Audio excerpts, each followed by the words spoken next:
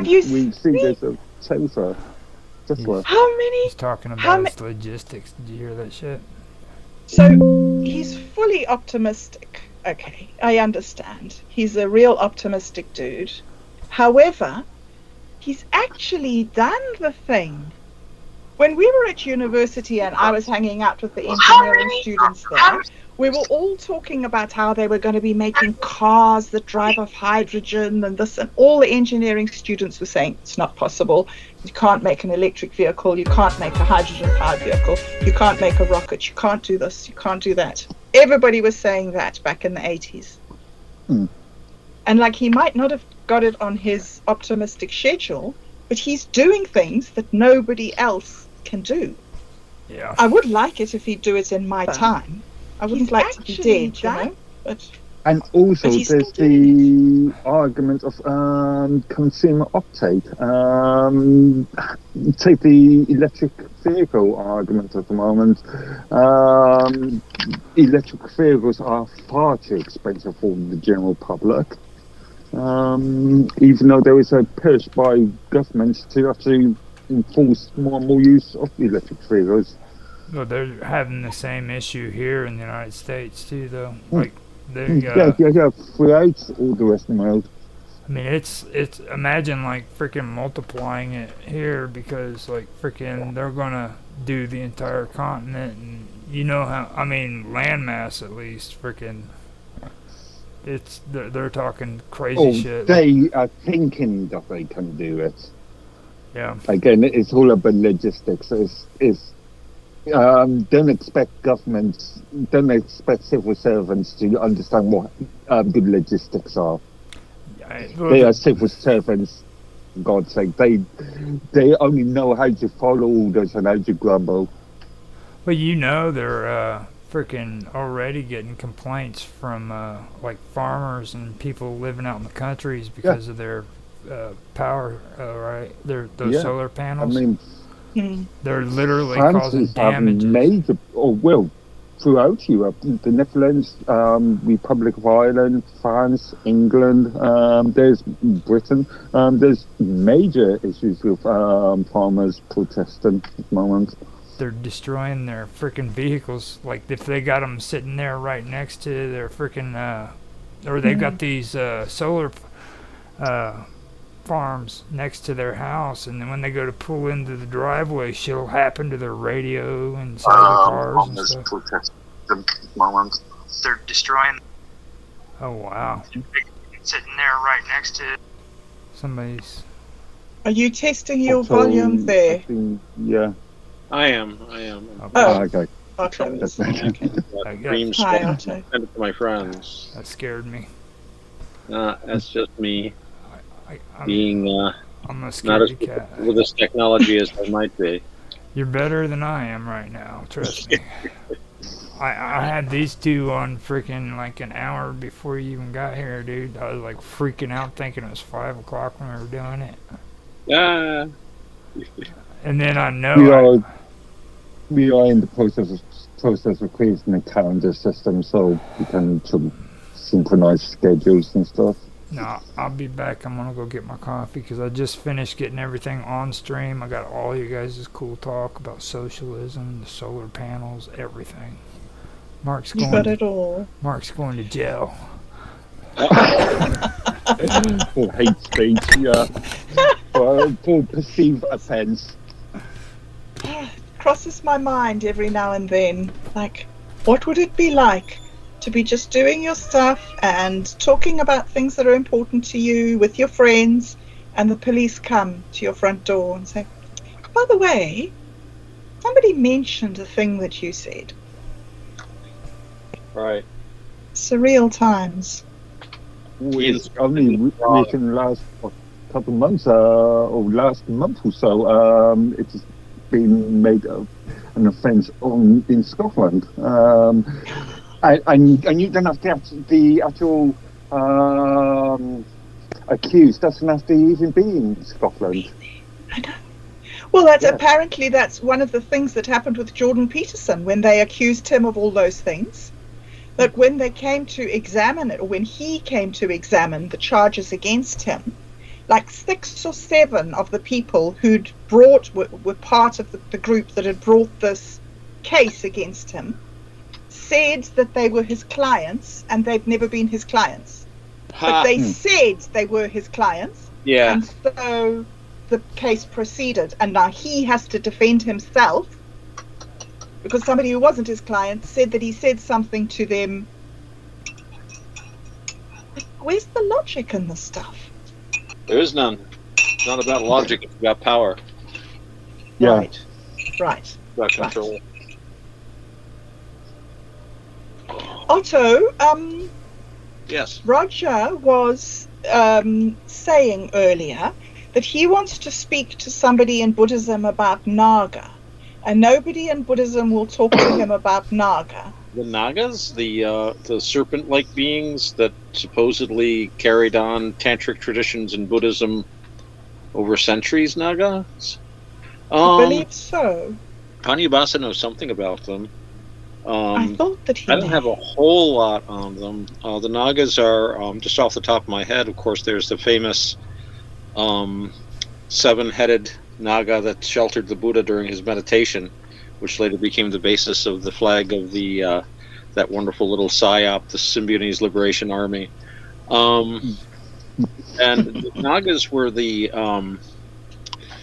autochthonous deities sometimes. Serpent-tailed deities, like with the Greeks, usually meant that they were like the local original gods.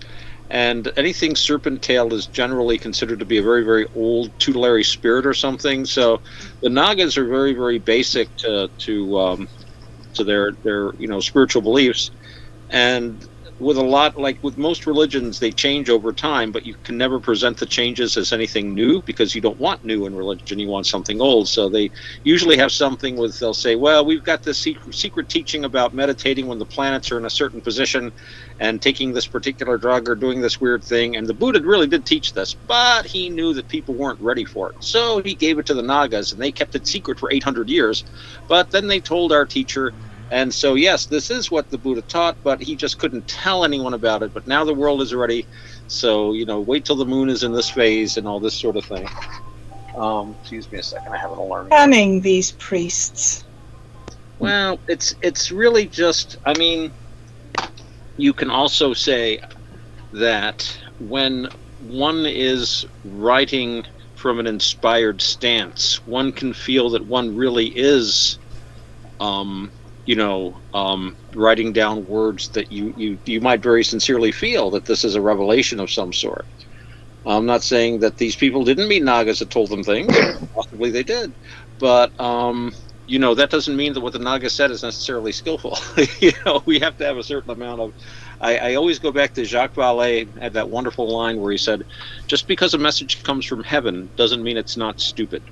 And I've always called that Vallée's law. Whenever you get these revelations or anything like that, you've got to examine them very carefully. Don't just go running with them just because some being of light told you to do something or you heard a voice. I hear a lot of voices. Sometimes they come out of phones or television. Just because it's a disembodied voice doesn't mean I'm going to be listening to it with any less skepticism. So. Interesting. Yeah, I have to say I'm not as generous as you as believing what other people see and speak to. There are times when my brain says, nope, that couldn't have possibly have happened. No, Oh, well, you're quite probably right, but I like to try to give people the benefit of the doubt as far as their intentions go. And, again, you can be very sincere and completely wrong. And that's a very common. Yes, you see, that's my problem. I've known a lot of people who really, really tried really, really hard to be nice people, and they were absolutely awful. Right. It's fine. Well, there doesn't seem to be any way to sort of protect yourself from... Vlad the Impaler trying to get people to like him. Oh, come on. Not so bad. I'm not that bad. Come on. Have tea with me, you'll see. Sorry about what I did to your uncle, but he should never rebelled against me. So. Exactly. See. Oh well. Well, at least we're recording this, so Roger can go back and listen to your answer.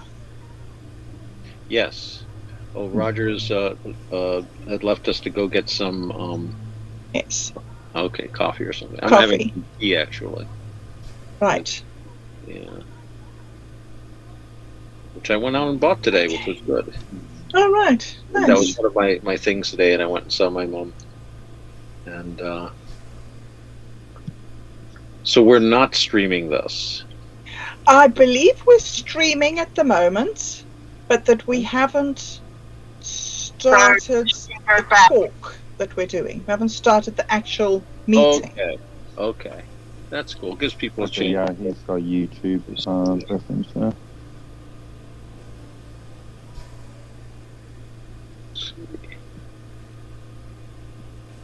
I'm at being very good about not turning on the volume. Something in the chat. Do. Okay. Yeah. One person is watching. That's me. Oh, really? Actually, that was probably also could have been me. I just clicked on it. Okay. Oh, you might be the same person, really, and just pretending that you're different people. Yes, the notational agent. That's the person that doesn't exist except as a notation. Old technique of intelligence agencies. You create a spy that doesn't actually exist. Passport. He stays in hotel's room. There's a whole paper trail. Travels here, there, anywhere, and that can be useful in many ways. If nothing else, you can have someone step into those shoes suddenly, as long as they're same build and everything. And otherwise, it gets the intelligence agencies of other countries chasing invisible, non-existent people. So it's the use of their resources and stuff. So I remember these guys that during the Cold War, on a ship, very often American ships and Soviet ships would be in the same ports. And so I'm sure the Soviets did the same thing, but I knew American sailors that whenever they knew they were going to be going into a port where there'd probably be a Soviet ship, they'd go through the ship and they'd get every bit of old electronic junk they could find: wires, antennas, aerials, radiators, old like valves, and they would build like a Rube Goldberg like contraption somewhere on like a forward deck, and they'd cover it with a big tarp, and they'd have a long string tied to the tarp with a knot so they could pull it and untie the corner of the tarp. And they'd wait till they were like in the port with a Russian ship and the wind was going just right. They knew the Russians were looking at them all the time. They'd pull the cord and all of a sudden the canvas would flap off and you'd see this incredibly weird, sophisticated electronic machine. And the sailors would run around like they were panicking and trying to cover it up, but they'd always fail, they'd be losing. Meanwhile, the Soviets are there taking pictures like crazy. What the hell is it? And then there's visions of these, intelligence officers for months looking at these images of this thing that they completely put together at random. I mean, I'm sure they figured it out, but they still had to look. And yeah, I've heard the same concept being used by UK naval forces or UK security services around the same time. Okay, so I'm gonna hit record real quick, and we'll get this on the row. You guys, I wanted to wait until he stopped that with his story because that sounded like it was pretty cool. You know what I mean? So we need to get that. Didn't want to disturb him. So I'm gonna do my countdown and get ready. 3, 2, 1. Now.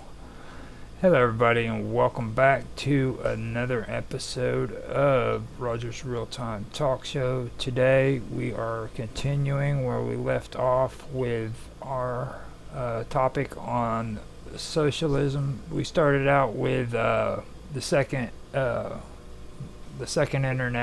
and we've made our way slowly down. We're now on the last part of about the SDF, I believe. And, if you guys have any talking points, bring them up. We're going to do the same format as we've been doing, where I'll start off with my talking points. If you guys want to comment, we'll go around the table, and each person can ask or mention something, and I'll answer it or retaliate, whichever one it is, with our wild card over there, Bob Dub. She's the one that's been winning the whole freaking show. If this was a contest, she'd be like right on top. She's just on her game. I feel intimidated by being on the same chat with her, to be honest with you. She's a tiger.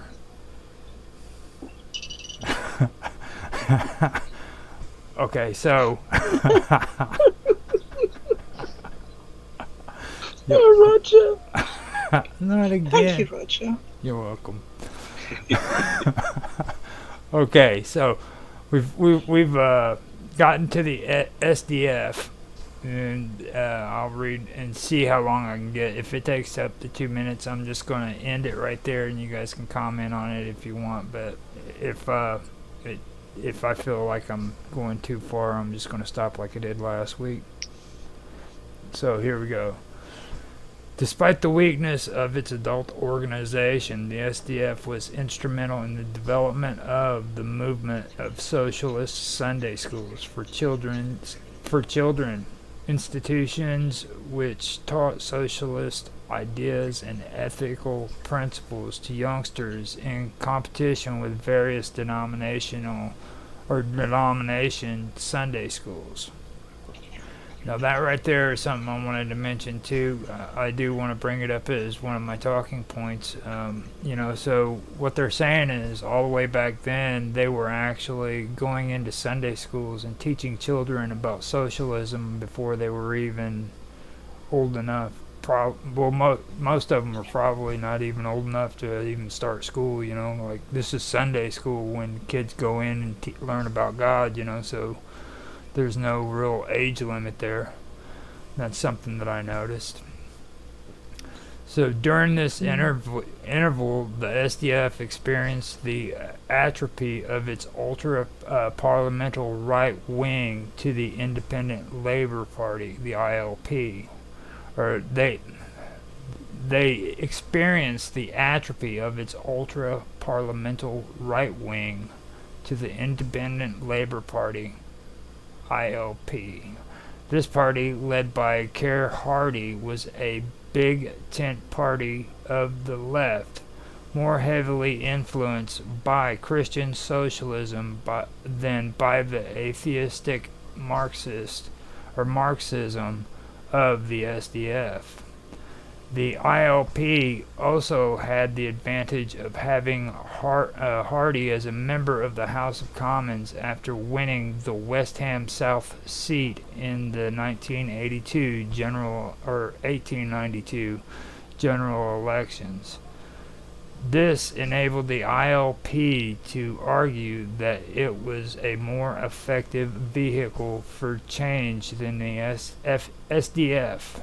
Prominent figures such as Henry Hyde Champion, Ben Tillett, Jim Connell, and George Lansbury all left the SDF for the ILP. The British Socialist Party, BSP, this was a Marxist political organization established in Great Britain in 1911.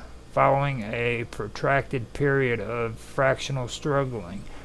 In 1916, the party's anti-war forces gained decisive control of the party and saw the defection of its pro-war right wing. After the victory of the Bolshevik Revolution in Russia at the end of 1917, and the termination of the First World War the following year, the BSP emerged as an explicitly revolutionary socialist organization. It negotiated with other radical groups in an effort to establish a unified communist organization, an effort which culminated in August of 1920 with the establishment of the Communist Party of Great Britain. The young organization, the Young Socialist League, was affiliated with the party. Now right there, I wanted to point out too, if you notice what they're saying there, they're saying far right, they're saying left, And when I have conversations with people about socialism, that's the one thing I always bring up. It's not about the left and the right. Socialism is in both of them, you know what I mean? And a lot of people today have an issue with that. They don't want to accept the fact that socialism is in not only the left wing, but the right wing. There's actually conservative socialism as well. And there's also religious socialism as well as Marxist, atheistic socialism. So that's why it's so hard, I think, for people to really understand what that's all about, because they don't believe that. So I know we have a lot to go there, so I'm going to stop it right there with the British Socialist Party and the end of SDF and what I talked about with the Sunday schools and stuff, because I think that's actually a pretty good topic to start out with. And plus, after that, it's the Independent Labour Party, and I know that's what Mark wants to hear about. He's been waiting all this time, so I'm just going to end my talking point to bring that up next week, so he'll show up. So I'll open it up. We had we had Otto. You're the one that started out last week, right? Could very well be. We'll let Mark start out then this time. Yeah, that sounds good. Yeah. Okay. So it's interesting that you pointed out that the movement of the SDF coming into education or Sunday schools in what was it, 1892? Mm-hmm. When you consider that what we would know as the long march through the institutions, the Frankfurt School of philosophy, the Frankfurt School, these concepts were sort of, generally speaking, post-World War II ideas. Whenever we talk about the long march through the institutions, the sort of takeover of the conceptual takeover of civil service by these groups, we always consider post World War II, and especially within the last, 20, 30, 40 odd years. So I just find that quite interesting that you're taking it back to back to the late 19th century. Mm-hmm. Yeah, I think that is an interesting thing too, because I mean, the thing of it is a lot of people don't realize England, Germany, and France were all very important to the socialist movement. You know what I mean? And then everybody thinks of Russia and the Soviet Union, when they think of communism, and they relate that to Marxism and stuff like that. And that's communism, don't get me wrong, but England, France, and Germany were the big players out of it. Mostly Germany and England, to be honest with you. And France, from the sort of French Revolution onwards, and up to a point the US.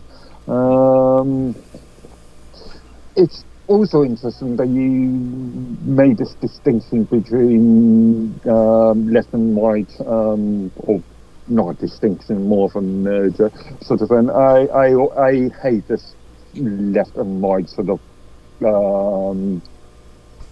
connotation personally, and I believe that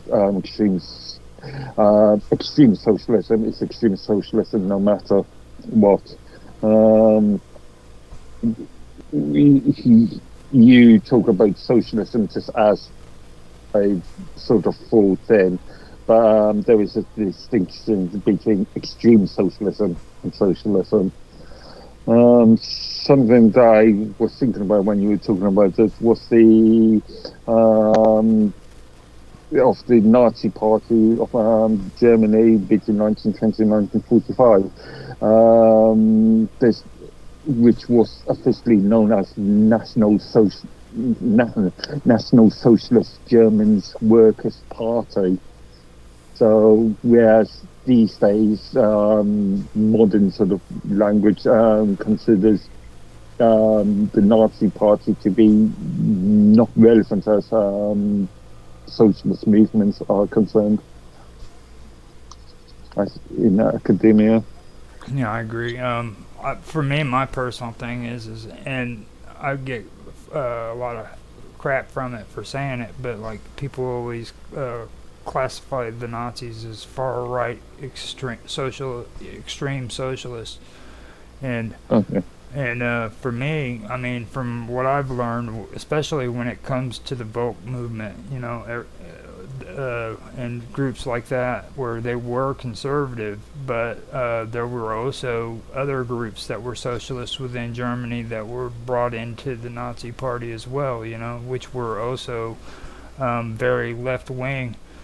And I was talking to Bob Dove about this a while back, that it alarms me that in Germany they've got now, from what I heard from Vincent, they have a far left-wing national socialist group in Germany, you know, and that's exactly where I would place Hitler in the Third Reich. You know, they would have been a far left National Socialist group rather than a far right extreme. You know what I mean? Actually, I'm going to disagree with you on that. I always considered the term far left and far right to be related to the demographics.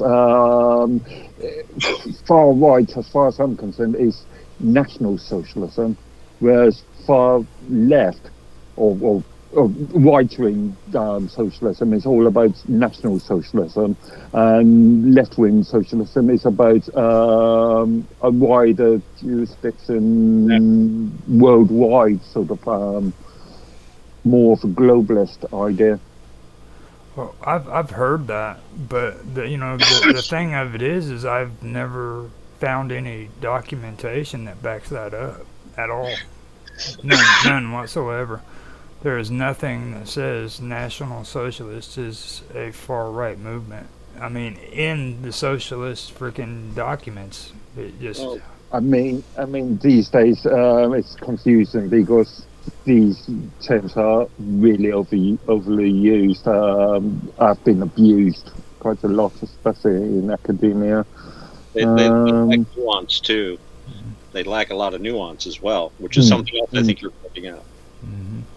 Yeah, indeed. And yeah, it's interesting to go think of the distinctions between the two sides of the same coin. Exactly. So since I was already talking back with you, we better let Otto talk, because he's you can tell that his blood's boiling and he's ready to go. He's on fire. Well, National Socialism. Okay, well, I can talk about that quite a bit. The thing about National Socialism, and still holds a lot of interest and attention for people. If we look at the time and place, the way to understand these ideologies is to look at the time and place that they were designed to function in, and also what the people at the time and place were saying about them. Now, National Socialism is what I would call a third position, neither left nor right, but a third position, along with other ideas like distributionism, phalangism. This is an old tradition. Now, as far as how that actually worked out in the actual functioning of the party, this gets back to the that triple way of looking at things: the philosophical, the big picture, the theoretical side, and then how it actually practically is applied. So you got philosophical, theoretical, and practical. And the fact is that the party itself was, I get the impression, kind of its politics and political theories were to a certain amount ad hoc. One of the big drives for the party was to gain power, and I think power is often what drives any party of whatever pigeonhole you want to put it into. And within each party, you've got tendencies towards what you can call the left or the right. And in the Nazi Party, you had people that were pushing very hard to the left. The Nazi Party and the Soviet Communist Party worked quite closely together for a while at one time. Goebbels admired a lot of the stuff the Soviets were doing. He was not speaking that way in the 1940s, but in the 1920s and 30s, if you read his diaries, they were very impressed. A lot of the early Luftwaffe training was done with the assistance of the Soviets. So you had within the party itself, but then you had elements within the party that were very respectable, very respectful of large business interests. They liked that money. They liked that power. One of the points in the party platform was that they were going to do away with the giant department stores in Berlin. They were like the Walmart or Kmart of our time. They drove out small businesses. They turned, shop owners into employees. And this is something that Chesterton and Belloc talked about with their distributionism, the idea that, the economy needs to be more distributed among people rather than concentrated in a few hands. And there was a lot of National Socialist talking points about that. But when push came to shove, those big businesses were left right there. It's the same thing with sacrificing, and again, this is an aspect of National Socialism. There's a lot of people that like National Socialism. They have very pretty uniforms. There was a lot of anti-National Socialist propaganda that was continued after the war.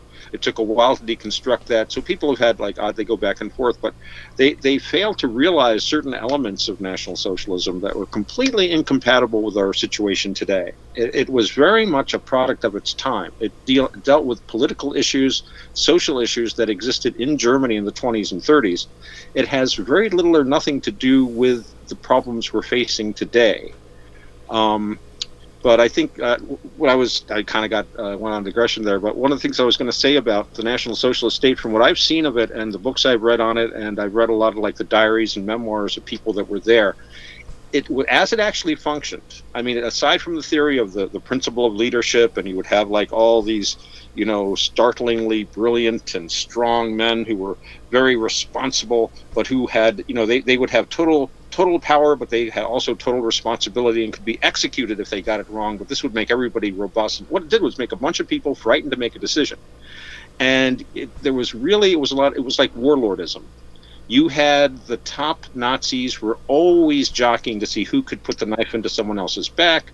There's a lot of, like Hess, for example. There's people that feel he was encouraged to take his wacky flight just to get him away from the Fuhrer. And you remember Hess's chief of staff was Martin Bormann, who later became Adolf's chief of staff, and arguably the most powerful man in the Third Reich. I mean, Hitler had to sign everything, but you didn't get to see Hitler unless you made Bormann happy. He was also one of the personally most wealthiest men in the state, and according to rumor, was a Soviet agent, which is very interesting. I don't know if that's true or not. David Irving, who is probably the best scholar on matters of Germany during that period, seems to think it likely. But it's hard to tell. But anyway, yeah, if World War II didn't happen, if they had avoided, having Germany destroyed, I personally feel that the National Socialist state probably would have torn itself apart within 5 or 10 years of Hitler's death. As it was, you had an uneasy alliance between Goebbels and Himmler Goebbels and Göring, who was a complete. I mean, he was a waste of space as far as any sort of a governmental leader. I mean, when the German Air Force was facing its darkest days, when an entire nation of people were depending upon him to defend them from horrible death raining from the skies, and they were being overwhelmed, he went home and hid under the blankets for a week. He just got under the blankets, it wouldn't come out. And they were begging Hitler to fire this guy, and he couldn't do it because it had to do with the politics, the warlordism. He could not give up Hermann because at least Hitler felt that his own rule would come to an end unless he, again, played those internal politics. So, and something else I was going to say about Marxism. this Marxism was Marxism, and that's, it's a 19th century phenomenon. And as it evolved, it has evolved quite a bit. So you're talking about like Russia as opposed to Germany. The importance of places like Germany, France, Britain to the socialist movement. I think the reason was that under Marxist theory, that was where the revolution was supposed to happen, not Russia. Marxist theory had to do with, again, we were talking about this before, the great power in the world now was industry. Industry was shaping the planet, the amount of wealth pouring out of industry. It's the same thing like AI today, I guess, or the computer revolution. So they saw that the industrial bourgeoisie were the ones who had to be defeated. If you could wrest control of this most powerful item in our society from the industrial bourgeoisie and put it in the hands of the proletariat, that would be the power would be in the hands of the people. According to their theories, people that were living in largely agrarian societies, I mean, hell, they were just a step up from serfs in Russia, that these would be the last people that would ever be able to achieve socialism and communism, because they simply did not have the wherewithal, they weren't educated enough. And I think really Marx was interested in power. He didn't really see much power in a bunch of farmers. He saw power, though, in being able to control a country's steel output, for example, with a sit-down strike. That people would listen to. So by the time we get to the post-World War II era that Mark was mentioning, we're in the realm of Marxist-Leninism and really Stalinism, where these views are they're no longer as pure at trying to apply all of Marx's ideas. They've had to modify them, and you take your revolutions where you can get them too. These guys were like, hey, all these farmers are revolting, but we wanted to control the city of London. Well, you know what? Let's go. And so yeah, that was I think an interesting point of that. Marxism has evolved as like what's the old thing, no plan survives contact with the enemy. No ideology survives contact with reality. It has to modify, even if maybe it doesn't modify itself in name necessarily, but it has to modify in practice, or it simply can't last.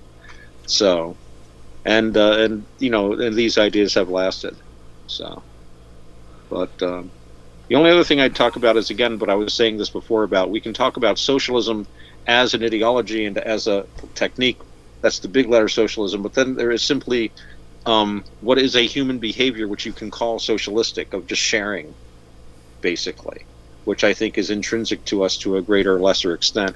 And I don't think we here have any problem about that. But I have occasionally come across people that, confuse the issue. When we're talking about socialism, we're talking about a political ideology or a politico-economic ideology. There we go. That would be. I love hyphenated words like that. So that's what I'm going to say, I think. That's all my notes.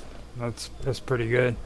Now, coming back with what you were talking about, for me, I personally don't think that, like, socialism, National Socialism in particular, is over. I don't think that it was just done with and over with, because even if people don't realize that they're doing it, they're still behaving in the way that a lot of these social nationalists did. Like, if you pay attention to what's really going on with these conversations when it comes to politics, you'll start noticing that there was a lot of things that freaking people who were in the National Socialist Party did. Like, it was speak the language or go home, you know what I mean? That was one of their big tactics. They would intimidate foreigners in their country because they couldn't speak the same language they had.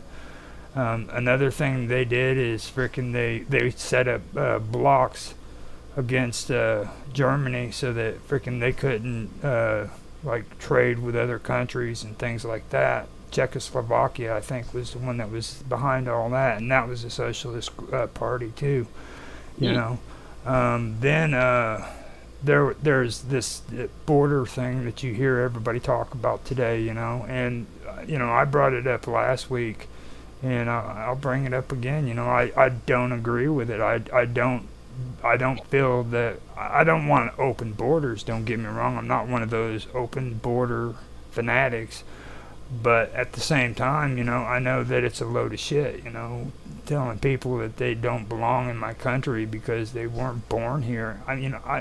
I don't like the idea that I have to freaking pay taxes in the United States just because I was born in this country. They put my name on a birth certificate, and all of a sudden I owe them money. You know what I mean? As soon as I'm born. That's right. And they tax everything you make simply because of where you were born. That is kind of amazing. And then.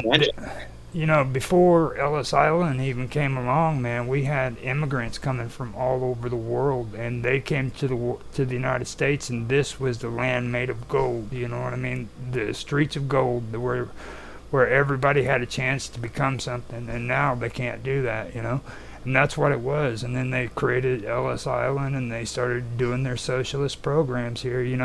My family's Norwegian, and they're from Scandinavia, And when I think it was my great-grandfather came over here, he came over here, and they gave him the name Hanson, Hanson, Hanson,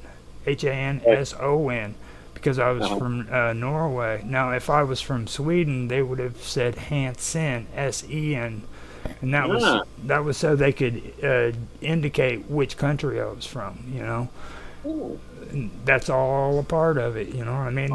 They want to make lists and categorize you, find out where you're coming from, and and do it by your last name, So for me, I don't feed into the whole, speak our language or go home, huh? You know about what year they came over? Oh gosh, I know that it was right during the 1940s, I'd say. I know they were. It was during the Russian Revolution, because my family is also related to the Brazdas, and the Brazdas were Russians, and that's how my great. Oh yeah, a lot of people were getting out of there at that time. Mm-hmm. That was a good time to leave that area. Yeah, he had to flee Russia, and he actually met the boat that my great grandparents were on, and he married my great grandfather's sister. Interesting. Yeah. One point I want to bring up. Whilst I recognise that culture in itself is a ever-evolving thing, it's worth remembering that America is a mismatch of the US is a mismatch of different cultures, which has been developed over the last 400 years or so.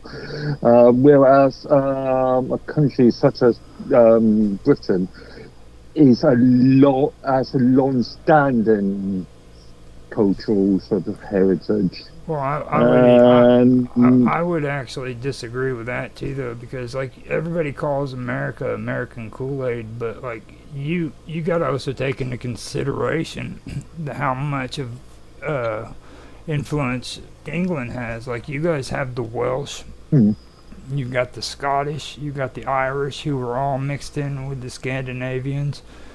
When the Vikings invaded your country, they migrated and made Yorktown. So yeah, but we've got a much more longer sort of viewpoint of culture rather than you guys are more. You may have. You guys are more Kool-Aid than we are, to be honest. But the cultures, I think what Mark's point is, though, you've got Welshmen, you've got Cornishmen, you've got Englishmen and Scotsmen, but they have been very distinct people for a very long time. And this kind of gets back to the idea we were talking a little about last week. For most of human history, most people never traveled more than 10 miles from their house. That was one of the things that started making countries like America different. And not just America.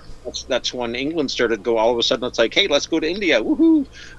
But people started traveling huge distances. And so even people that were living very close to each other for a very long time, they had a long history of being distinct, and that means you're going to have different dialects, different languages. We forget the United States is huge. I always say it's not one country, it's 50 little countries. And then each little country has all kinds of weird little variations of this and that. but everyone more or less speaks English, although there you could argue about the kind of English they speak.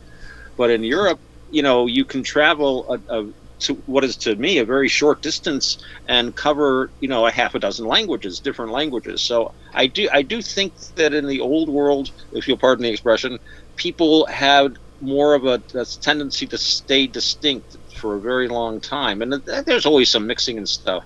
But somewhere in the U.S. where you get I'm thinking of some of my family, you dump people from New York City from half a dozen different countries, and in my case, it was because a lot of my family were Roman Catholic, so they would marry other Catholics, but the Catholics might be from Central America, or they might be from Europe, or they might even be. I had a grandmother who was a Dutch Catholic.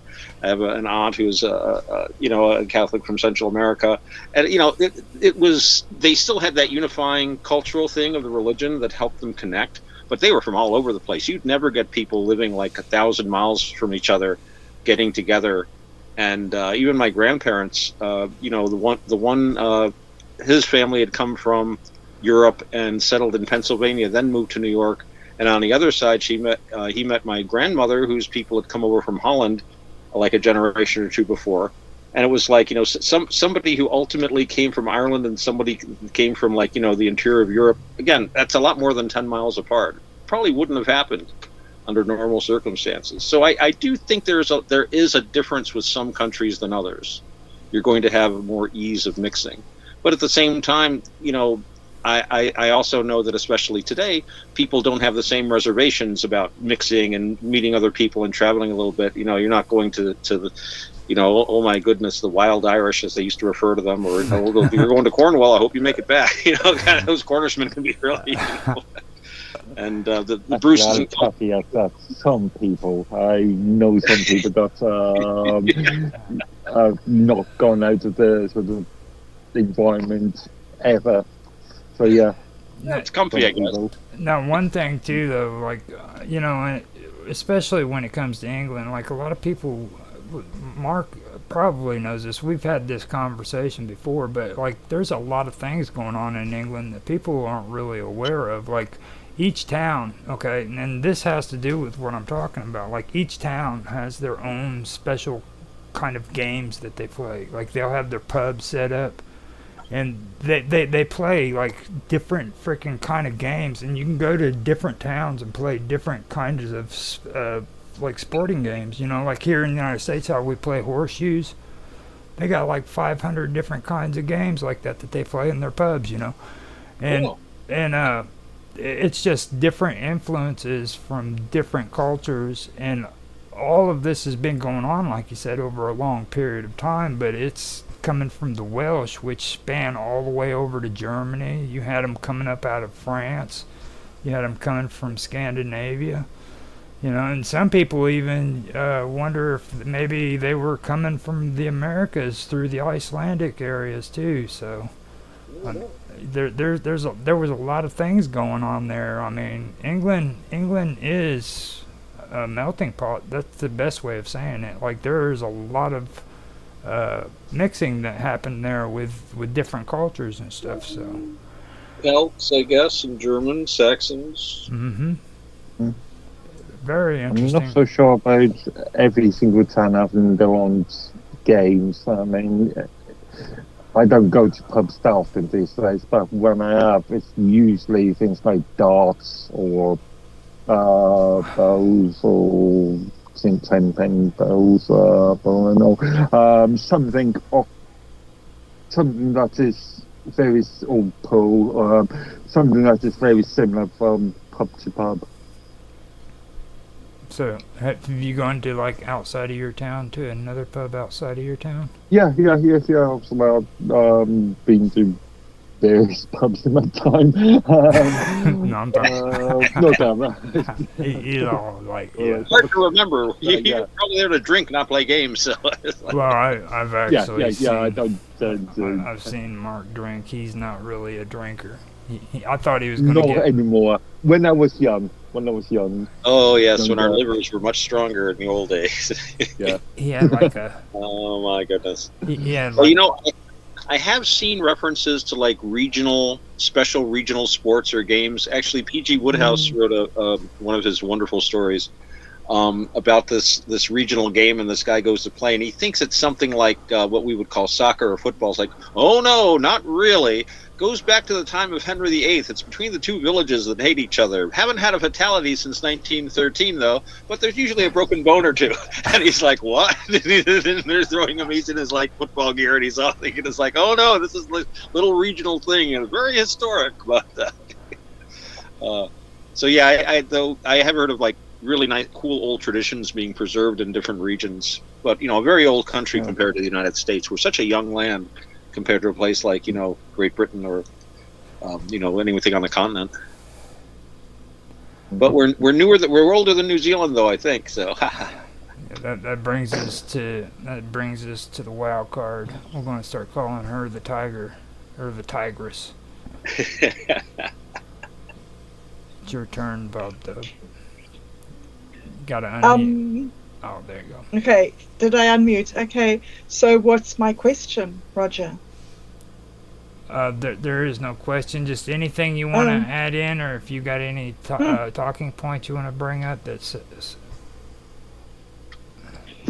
the interesting thing that I've been thinking from your discussion. The thing that I've found that's sort of a parallel coming out of New Zealand was this last election that we had. The socialist government was voted out in favor of the capitalist government, shall we say, party. And one of the big things that was talked about a lot at the time when that sort of change in public opinion happened was the push that they had towards banning cigarettes. Huh.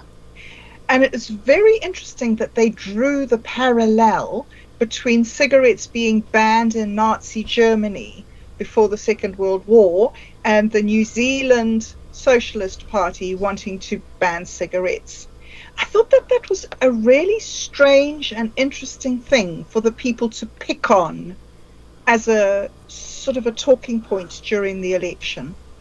What have you heard of that? I thought that was my question. Do you know anything about that? Is that just a normal thing of socialism, is that they just love to legislate?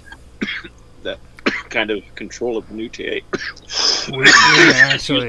We actually had this conversation last year, me and Mark did, because what it is here in the United States, socialism snuck in on us, and a lot of the people in the United States aren't really aware of how it happened. Like when we get freaking a fine sitting on our door because of an ordinance saying that our grass is too long, that's a form of freaking socialism through regulation. Okay, when they turn around and they have the right to look at your yard and say your grass is too tall, you have to pay a fine. That's a form of socialism. Now I agree with freaking some things that need to be taken care of, but like turning around saying you need insurance on your car, okay, that's completely crossing the line. That's socialism. No matter how much they think how safe it is or how much it is, blah blah blah, that's still crossing the line on that. That's constitutionally illegal for them to do that. They turn around and after they did that, okay, you look back even, okay, they turn around and tell me that I have to have a license, and then I have to have a freaking license plate on my vehicle so that freaking I can drive on the streets.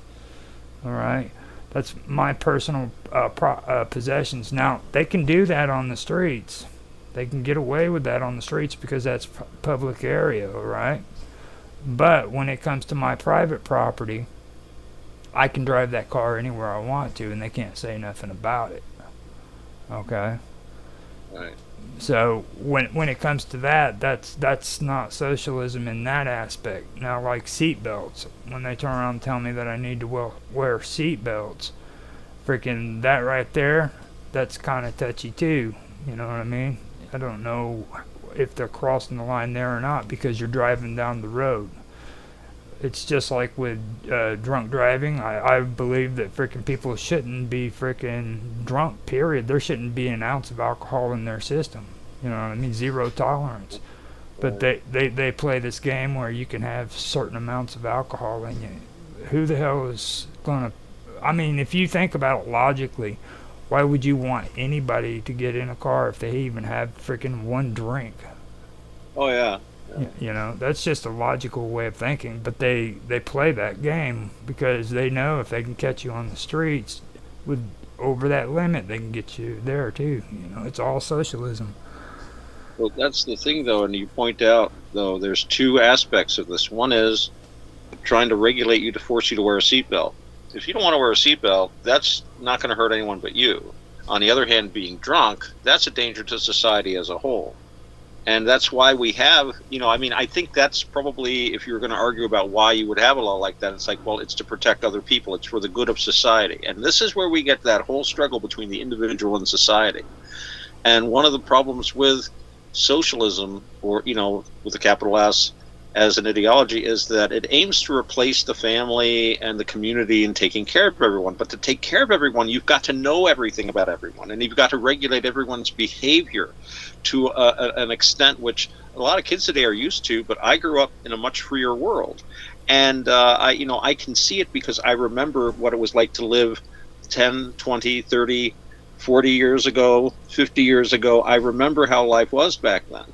And it was, it has not improved in many ways, at least as far as this regulation and bureaucracy and examining everything we do and tracking us constantly.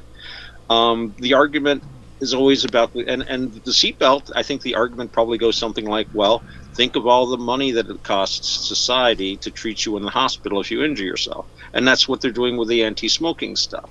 And that gets back to Nazi Germany because, yes, Nazi Germany, everything that you see today with anti-smoking, anti-tobacco groups, all stem from Nazi Germany. That was the first Western country to do massive anti-smoking campaigns.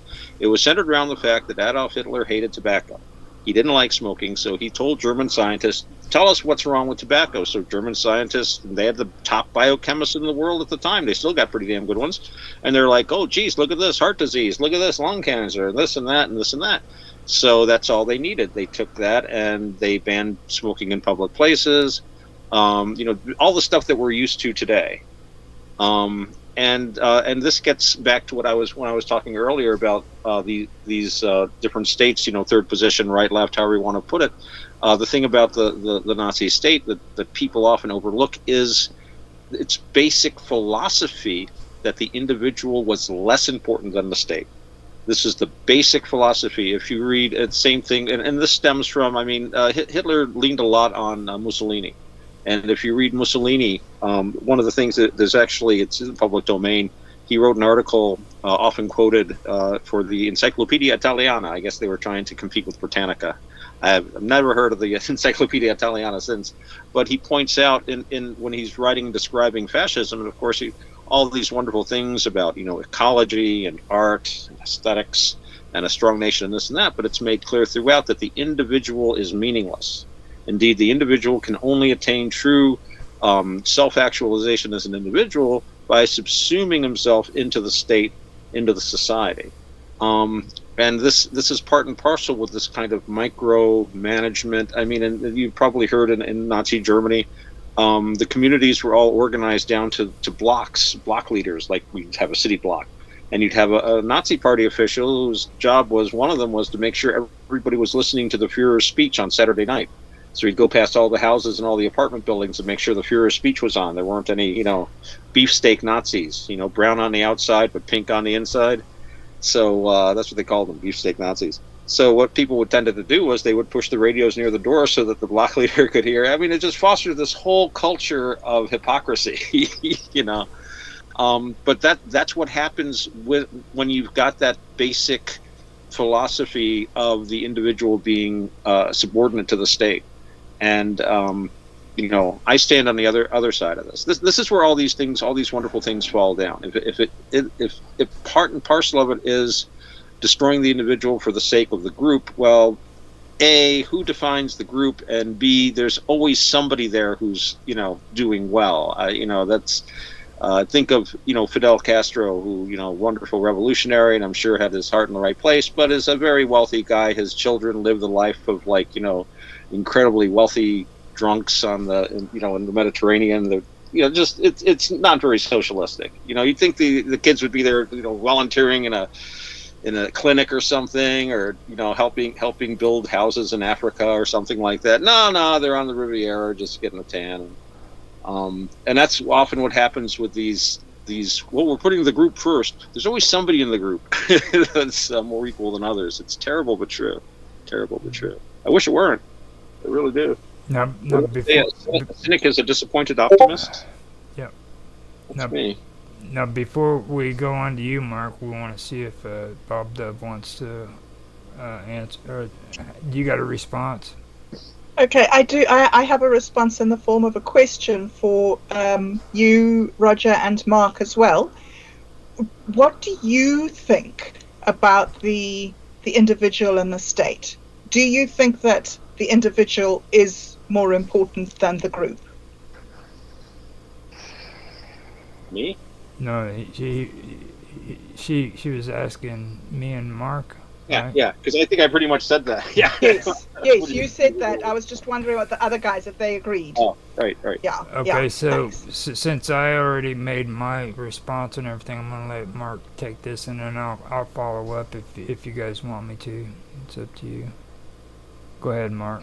It depends on the aspects, really.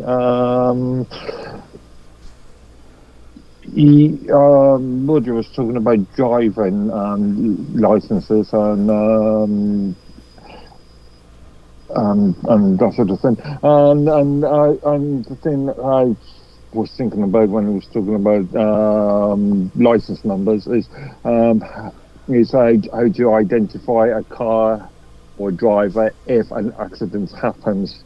So the idea of having everybody being forced to have a license, I argue, is an important factor.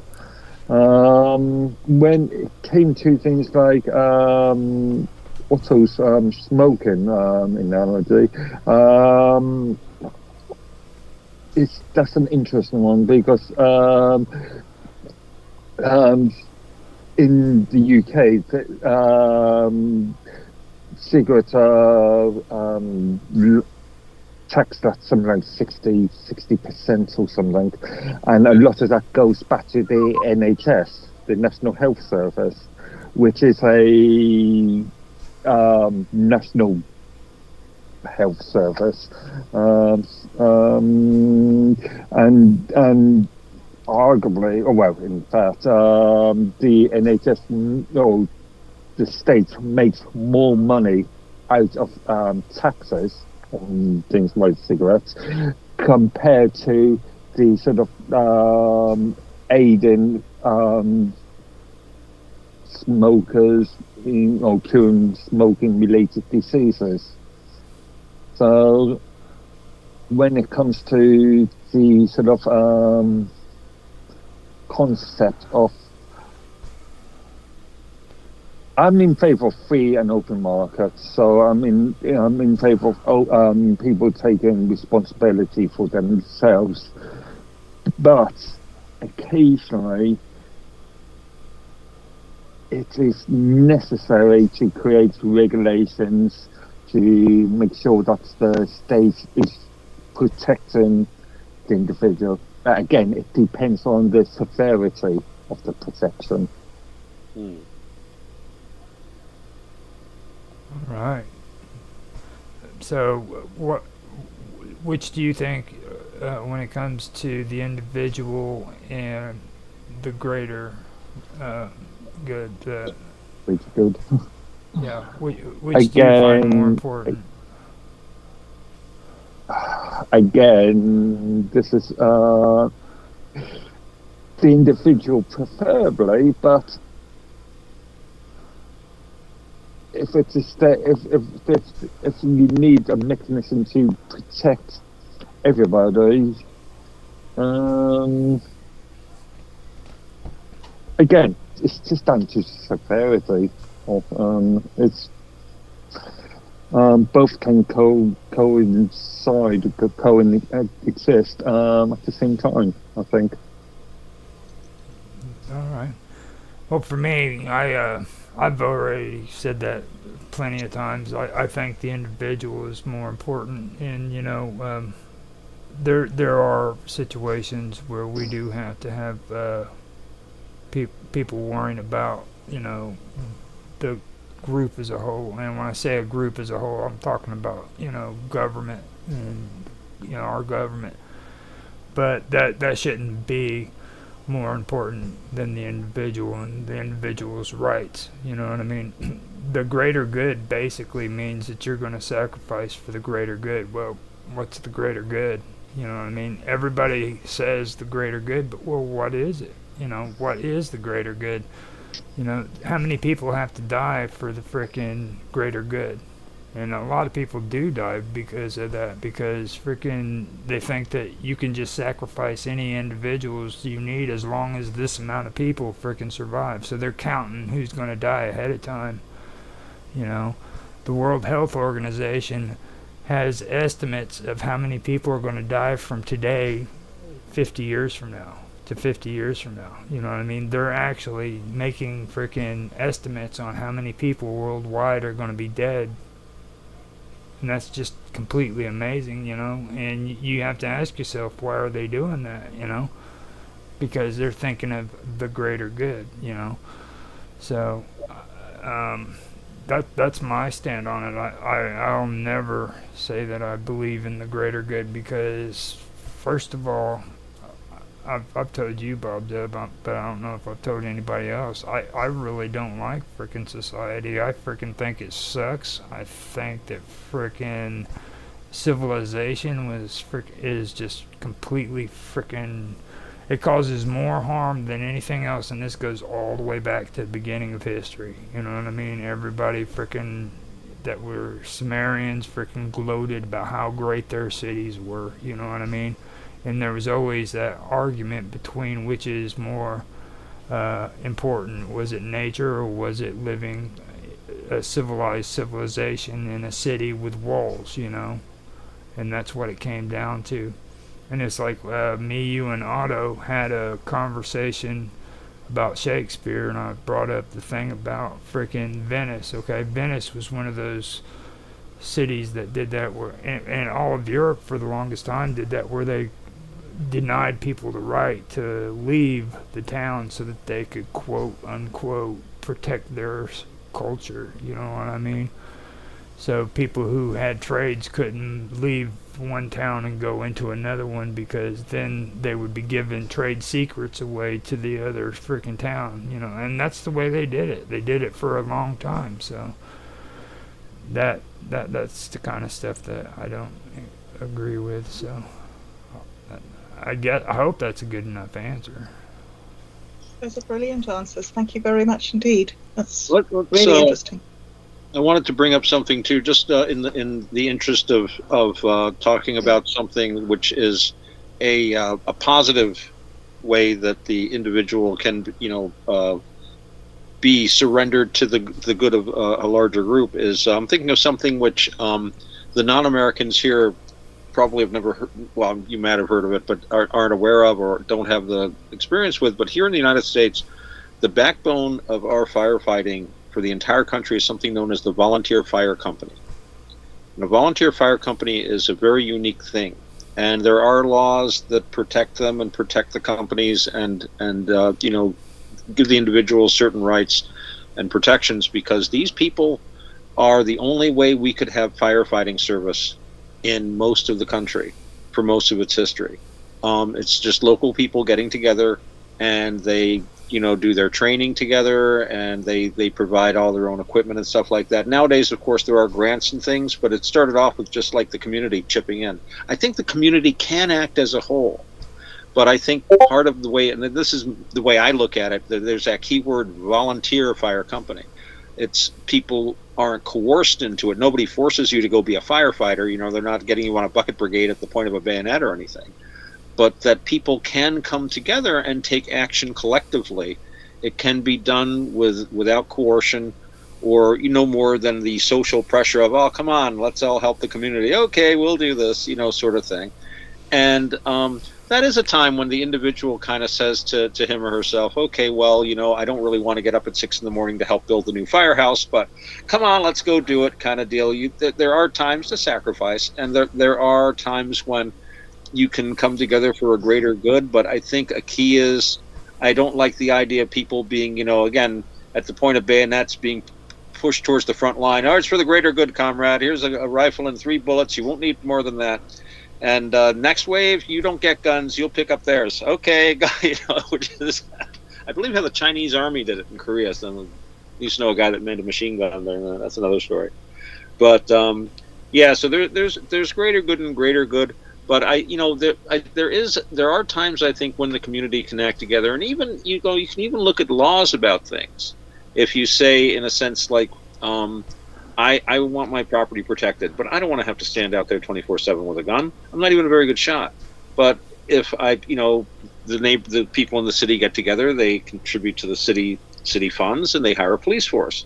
And now there's people that professionally go around, and I can go to sleep at night and not have to worry stuff. And if something happens, I can call. And as any homeowner will tell you, you will occasionally have to call the police. And they have uniformly gotten here in less than 5 minutes and been uniformly courteous and helpful. So I don't mind making that contribution to my city taxes, my property taxes and stuff, because I am getting services back. It's convenient for me and my neighbors not to have to organize our own police, because if you think about it, if we didn't have a police, we'd have to organize our own police, and basically we would create a police force. Well, we've got one, so it's just a way. So this can be, although in this case, yeah, if I don't pay my taxes, I get in trouble. I've tried that. It doesn't work not paying your taxes. But yeah, I've had some very sharp arguments with the city about it over the years, but we're on good terms now. But anyway, so there are ways, I think, where it's, because much as I would, I love that show, The Prisoner, with Patrick McGowan. I don't know if anyone here has watched it. I will not be pushed, filed, stamped, indexed, briefed, debriefed, or numbered. And that was a great show, but you couldn't really have a whole society like that. And society, it would be such an intensive, exhausting way to live really all the time. We need to have cozy in our lives. And we need to be able to create new generations of people. We need a certain amount of relaxed coziness. And that means,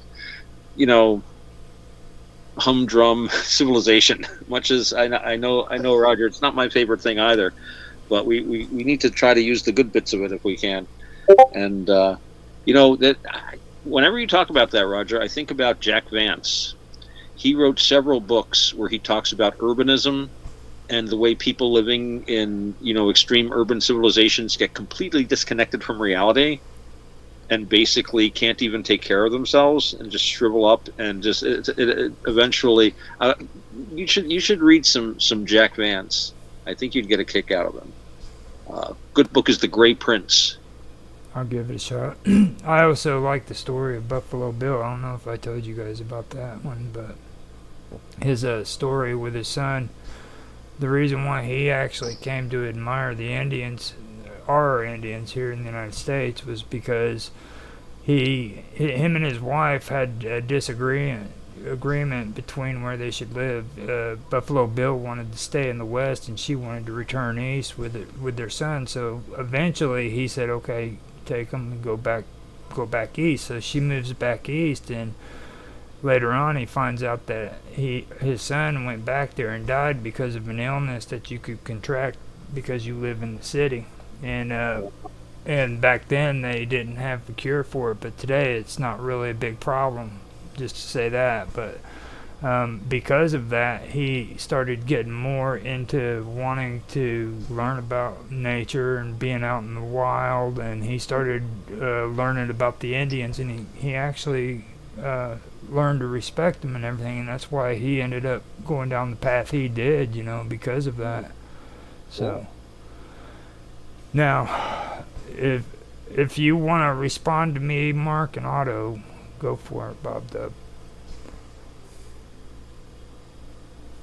I think it's brilliant. I think it's so interesting getting to know what you think and dealing with this. And the thing that comes across to me so strongly is that it's something that you have to be actively involved in if you care about it, because things change and the environment changes and the balance between the individual and the group changes. And I was wondering as you were talking, just to myself, I wonder what it is when, as an individual, you voluntarily join a group. I wonder what it is that we as humans want from our group. Because with all the things that we've been talking about with socialism and these different movements and these different attempts to bring these policies in and everything, it seems that they fail more often than they succeed. So it's really fascinating to me this way that individuals and groups, like they're the same thing, but they're not the same thing. Yeah, so it's just very interesting to hear what you guys think. Okay. Now it's your turn, Otto. You gotta come up with something. Hopefully you didn't speak about everything and you held something back, because it's That your was it. it's your turn. It's your turn, dude. Talk about the weather, I guess. And which has been rainy here lately, which was interesting. But I could say that I think, again, and this is something talking about like greater good, lesser good, and this is something that I know a lot of people that are Second Amendment absolutists, and I can appreciate that, but there's also an argument, and this is more or less the case in where I live, the state in which I live, is that you do have a right to own a firearm in New York State. And last I checked, they may have changed this, but you can own any kind of what they call a long gun. You can get yourself a shotgun or a rifle or whatever that you want. But a handgun is considered to be something different, because a handgun can be used in the commission of a crime very easily, and most shootings are done with handguns. So while while everyone has access to firearms, I can understand when the community would want to limit access to firearms to certain people who are mentally unstable, who have, might be habitual criminals or have, criminal background records. So in New York, if you want to own a handgun, you go to a judge, an elected judge who's been elected by the community, and he just basically makes sure that you're not a nut and says, okay, here you go. But it's a way to keep a check. And again, it's not a question on the way the way our laws are here. Owning a weapon is a right, and every time they restrict that, it's always in terms of, so it's not like you don't go to the judge and say, I need this because. You don't need a reason. You can present reasons. You can say, well, I'm delivering money to the bank every night from the restaurant I work at. I'm carrying thousands of dollars. I'd like, that certainly can be something you can bring up. But you can just say, well, I want to own a gun. And usually they want a couple of, it's almost like a job application. You get like, I think 2 or 3 people in the community to, give you a what do you call, reference. And you go to the judge, and it can be very routine, actually.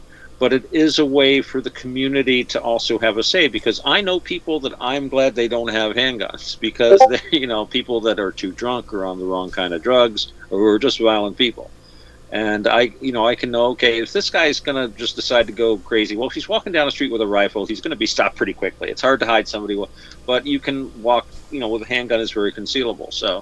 So that's a case where people do have the right to bear arms, but at the same time, the community feels like it wants to restrict access to firearms, certain kinds of firearms, to certain kinds of people. And so I kind of look at that as a way of people, because again, the judges are elected. And I've talked about this with other people. New York State has a reputation of being a very blue, which is odd, because here that means left-wing state. But really, it's very, very red. The blue areas are like New York City, Albany, which is the state capital, and Buffalo, and probably like Utica or something. So it's all concentrated in the cities. The rest of this place is solid red. And in fact, we've sent Elise Stefanik, who was seen as one of President Trump's long shot VP picks. She's very red, and she's the incumbent, and she's been reelected here like crazy. Last election, they imported some Democrat from New York City, who's like mom and pop have like a vacation cabin up here, so he could say he's from the district. And the one, she's actually from Schuylerville. She's from around here. So they brought him up, and he was like, well, you got to vote for me because she likes Trump, and I'm good, and I'm a Democrat, and I'm a gay man, so if you don't vote for me, it's homophobia. And they pulled out all the stops, and he didn't really do that much better than anyone else that ran up against her. Maybe slightly better, but like we're talking a percentage point or two. So she's very solidly in. So you've got a very, very conservative, very red upstate area in New York. It's very interesting. And unfortunately, though, the governor is elected by direct vote, and so New York City basically elects the governor. So you always have pretty much a Democrat for a governor. And we have had some really good Democrat governors. Mario Cuomo was the last decent governor we had. That was the other Cuomo's dad. And he was a Democrat, but he was also very able to work across the aisle. He was a Democrat. He was also a Catholic. And I knew one of his bodyguards, actually. That's another story.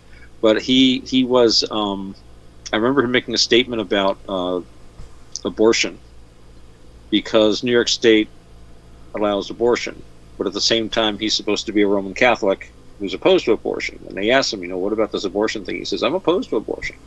He said, I'm a Roman Catholic. He says, but I'm also the governor of the state of New York, and this is the law of the state, and I have to rule according to the law. I have to, this is not something I can do, but and he had the courage to say things like that. He would say, look, I'm doing this and I don't like it, but I'm going to do it. And they vote for him. I don't know if you could really get away with that today. Not sure, but yeah, he was a good politician, a good guy. And then we went through, I think, 4 or 5 governors, each one of which was removed by another political. One was bribery. One was, I think, got drunk and was touching somebody on a train. Then we had a governor who was blind and drunk and touching people on a train. It was a confusing. Remember the time of 5 Caesars? We had like the time of 5 governors here in New York. It was a very, very weird time. I think that was all I had to say offhand. Okay, so I guess it's my turn, and then we'll go to Mark, and then back around to Bob Dub. So we can do it that way. The first thing that I noticed that I wanted to mention that I kind of find familiar or kind of similar with New York and Illinois is what you were talking about with the gun laws. Like there's a couple of similarities there. For one thing, like you said, with New York, it's the same with Illinois. Illinois is a blue state. And the thing is that I found kind of odd is, and I've noticed it too when I listen to other people talking about blue states and red states, is a lot of these Democrat states have people in it who are really, really big gun rights activists. They're real big on guns, and you think that would be more in the conservative states, but it isn't. Here in Illinois, there's a huge gun rights movement going on right here in the states, but it's a Democrat anti-gun government. I mean, like they're the ones that don't approve of gun rights. And not even all Democrats, though, are against it. I saw something where it said something like 20 or 30% of Democrats actually do favor the Second Amendment. Same never here. hear about, and they toe the party line. Yeah, same here. Democrats actually are gun owners, and the thing of it is with me on guns, I agree with it. I agree that freaking every person should have a gun, and one thing I always keep forgetting to mention every time I say that is I'm not a gun owner. I haven't owned a gun freaking at all in my life. I used to have a gun, but that was back when I was shifty and holding other people's shit, you know what I mean? So technically it wasn't my gun, you know what I mean? But so. The only time I've owned guns is when I've lived out in the country. I haven't owned a gun probably in almost 30 years, but when I lived out on actually it was like in the middle of a cabbage farm. I had like a quarter of an acre in the middle of a cabbage farm. That's another story. But I'd had one neighbor who'd had a dog killed by wild dogs, and there had been a bear attack. So I had a couple of guns in the house. I had a rifle and a shotgun, but that's, I'm not a hunter. I'm not particularly fond of target shooting. I always said, I once had a job where I had to be armed. That's another story. And I said, I'm not really a very good shot, so I just want something that just like, no matter where I hit with it, it'll stay hit, because I'm not going to hit very well. So I had a 12 gauge shotgun with double aught buckshot, and I told people, like, if I ever have to use this thing, just hit the floor, because I'm just going to aim in the general direction. I am not a good shot. But no, I never really liked guns a whole lot. I'm not scared of them, and I've owned them at times when I thought it was necessary, but I've never really felt like I needed a gun here where I live. Feels pretty safe, actually. But if I lived out in the country, where there are wild animals, and especially around here in upstate New York, we've had these coy dogs, which are apparently coyote and dog. They're basically getting really big and filling like the wolf niche. They've been talking about reintroducing wolves around here for a while, and I think some people might have tried, but actually nature abhors a vacuum, and I've heard and seen some really big dogs up in the woods. And there are certain situations where I think, I feel better if I have a firearm. So that's simply what Darwin has given me. That bear has 800 pounds and giant claws, and I've got Mr. Mossberg with alternate 12-aught buck and buckshot and slugs, which ought to discourage, I figure, any bear. Warning shot first, of course. I don't want to actually injure anything as a good Buddhist, but I figure just the loud. Mm-hmm. Well, the thing about the guns, though, a lot of people get a misconception of that here in the United States, too, because they don't really understand why it's so important for the individual to have gun rights, okay? It's cool to go out hunting and everything and, to defend yourself, but the whole reason why the Second Amendment is even in not the Constitution, but in the Bill of Rights, is because freaking we have to have arms so that if we end up having a tyrannical government, us as individuals have to be the ones who overthrow our own government, and you know what I mean. And I think people forget that fact. That's one of the only reasons why I support guns, because that was sort of kind of implied in some of the writings of the fathers, and more than implied. Yeah, I don't think it was ever spelled out too directly, but I think also there was a tradition coming from our British, actually more English than not, origins of the free man being armed. That's why everybody walked around with a rapier, in Elizabethan and Jacobean England, and that's when a lot of the New World started. That's the late 1500s, early 1600s was when we started turning attention to the New World a little bit. Jamestown. I mean, it was shaky beginnings, but this is what we looked to, and then later on, New England and New York. Thank you, Holland. We'll take over here. That was pretty good. I read about that. I was years ago. I think they basically they just sailed into New Amsterdam Harbor, and the Dutch had nothing. It was just the governor and a couple of policemen, and here's these British ships bristling with guns, and they said, we're taking over here, and they just said, well, yeah, okay, I guess you are. It was very peaceful, I guess. But so there was that tradition of being armed, a free man having weapons at his side. And of course, we were quickly a frontier society. You needed to have the guns. Again, Indian wars, wars with other powers. We had the 7 Years' War here. We called the French and Indian War. You were basically in a situation where a firearm was a natural thing to have. And our country stayed wild, although it's the further west it went, other countries could settle down. I mean, I don't think many people in Victorian England were walking about with loaded revolvers on their hips. Sherlock Holmes aside, maybe in a hip pocket. But meanwhile, well into the early 20th century, you had guys in the West riding around with a couple of big old 6-shooters and this and that, and this was a perfect. And there are still places in Texas where you can go. I am assured that there are places where people are openly carrying and wearing their guns and stuff. Certain bars and stuff. Sounds like a recipe for disaster to me. A buddy of mine went down there and said his friend met him at the airport. Says, "Well, let's go get a drink." So they stopped at this bar, and the guy pops open his glove box. He's got like a couple, 2, 3 different pistols in there. He says, "Now, which gun do I want to wear into the bar?" And I'm like, it's like a fashion accessory. And I'm like, alcohol, guns, something I've always shied away from. I do have a couple of stories to tell about that too. I'm not going to tell them right now, but I have seen and participated in really, it's unskillful. I know from experience. Now, another similarity that we have too is the blue and red thing, like you were talking about your capital and then New York City being blue and the rest being red, and that's exactly the way it is here in Illinois.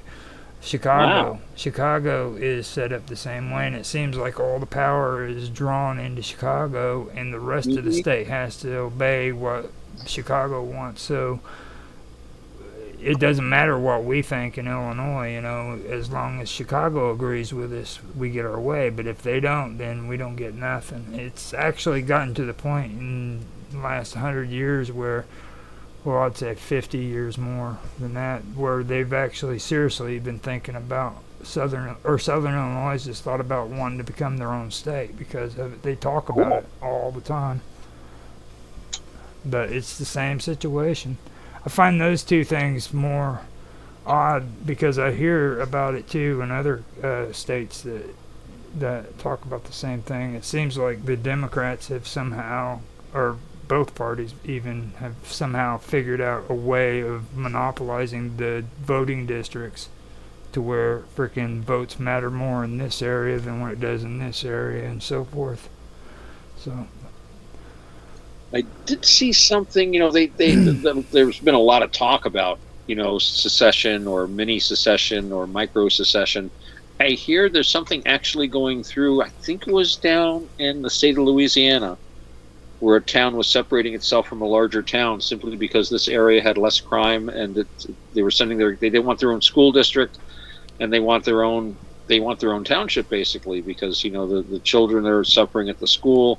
And it's just really horrific, and there's a basic different culture. And apparently it's passed some hurdles with the state, so it looks like they're on course. It's very small. It's basically creating a new township or something. But, if they're going to be able to do it with a whole state, they're going to have to be able to do it legally with a township first. So that's something to keep our eyes on. Look that up later on, see what they're up to. I read about this a few days ago, maybe last week.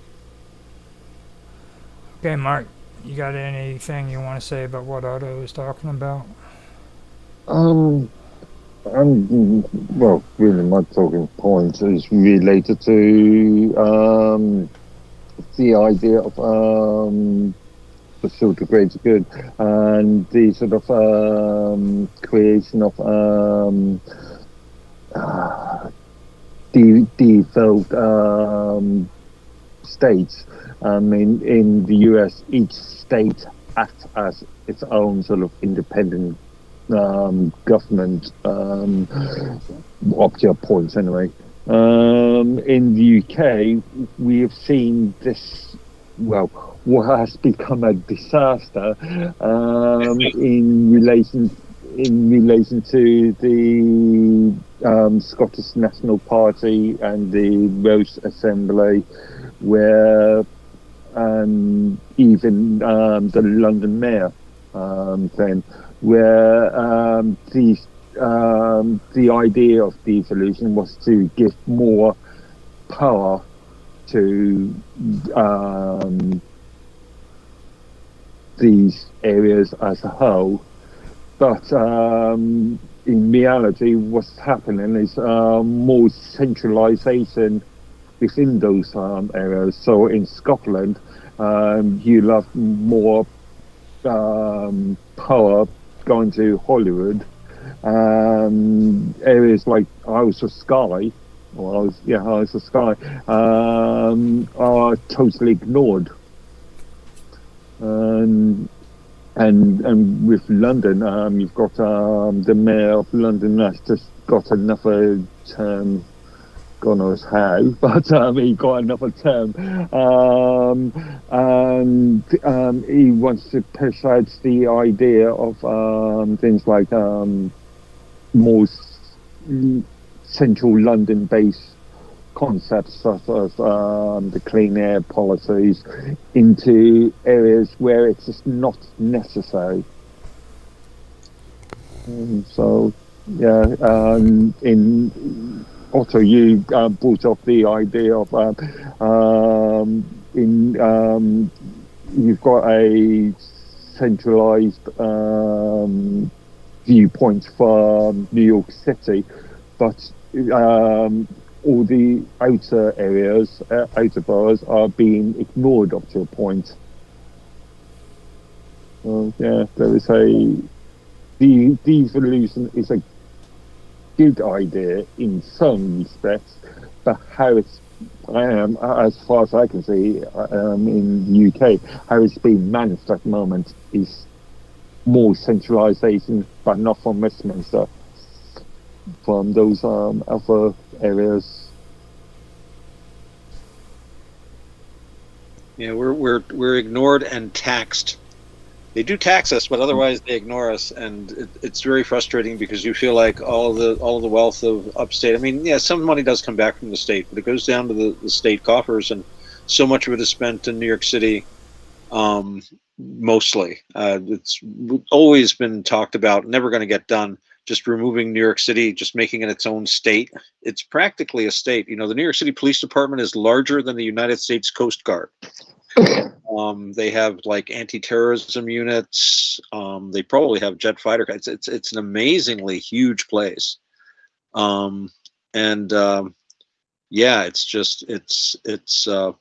but yeah, when you've got that imbalance, I've always said we need an electoral college in New York State, so that people from upstate would have, you know, some say in selecting the governor. But it does feel, but you know, it's essentially, you're getting me thinking about the United States again, and it's like, it is really like 50 different countries. And as far as I'm thinking about my own life, the federal government has almost the only real contact I have with the federal government is my taxes, federal income tax, and that's all done through the IRS. But other than that, everything that I interact with is usually either city or county government or state government. The feds have no real, I mean, technically the feds have jurisdiction. I remember this Australian guy I met once, I used to work with, and we worked at different places, but we were working together one day, and he was a pothead, and of course back then it was illegal, and he couldn't understand this, like, you know, before he came over, he researched the federal laws, and the federal laws on pot are very strict. You know, you can go to jail for just like a little joint and this and that, and it's like zero tolerance. But then he got here and he discovered that you could be in certain states and the laws were much more relaxed. And then on top of that, you have, like here in New York State, there was simply no political will to actively go after either pot or things like psychedelic mushrooms, you know, the soft psychedelics at all. You know, unless, I mean, you'd have to basically be walking down the street waving a lit joint over your head and going into the police. I remember somebody who actually went into a police station with a joint because he wanted to be a cool, rebellious, and get put in jail for it. They kicked him out. they wouldn't arrest him. They said, get out of here. Just go. So, yeah, it can be a little confusing, but really for most people, what's happening with your state government is really, and what's really funny is I have no idea who the names are of the governors in all the states around me. But if I talk to any, and I live just a few miles from, like, you know, 3 different states, and I have friends from there, and they go on about their governor who, and I go on about my governor. They're like, who? Everybody's concentrated on their own governor. Everybody's governor sucks too. Whoever you talk to, they complain about, and I can complain about ours too. So, but yeah, the federal government is really non-existent in most people's lives. Except for things like taxes mostly. Under last I checked, and again, I'm not an expert on this. This is not meant to constitute legal advice or anything like that. But the state constitution has like protection of certain rights the way the federal constitution has. But basically, anything that the federal constitution or federal law doesn't cover is completely the state's jurisdiction. And also, if the state constitution and the federal constitution come into conflict about like something about a person's rights, the benefit of the state constitution is given. Basically, you have more privacy, for example, under New York state law, it's in the Constitution, than you do under the federal Constitution. So that trumps the federal Constitution for a New York State citizen in New York State. So as long as I'm in New York, I am under the jurisdiction of the New York State Constitution more than I am the federal Constitution. It'll trump the federal Constitution on things like that. You can't do things like introduce slavery in the state constitution. Although it'd be interesting to see them do that. I wonder what the reaction would be. But no, that would be, because it would go against federal law. It would be invalid. It wouldn't work. They would just laugh if you tried to. So yeah. So but it's interesting. The federal government isn't really a factor in your life for the most part, except for things like taxes or regulations that, I mean, even like seatbelt laws. We were talking about seatbelt laws. 49 out of 50 states have seatbelt laws. One state does not. That's New Hampshire. And the federal government could not make a law covering all 50 states for seatbelts. So what they did was, the federal government does provide a lot of money to states for highways. So they basically did something which tied highway funds to passing a seatbelt law. So each state legislature was told, if you want the money this year, you got to pass the law. Every state except New Hampshire lined right up, because some of them get a lot of money, hundreds of millions of dollars. So yeah, seatbelt law, and plus all the arguments, hey, it saves lives, the insurance industry loves it, blah, blah, blah, blah. So, but New Hampshire wouldn't do it. They keep your money. We're living free or dying.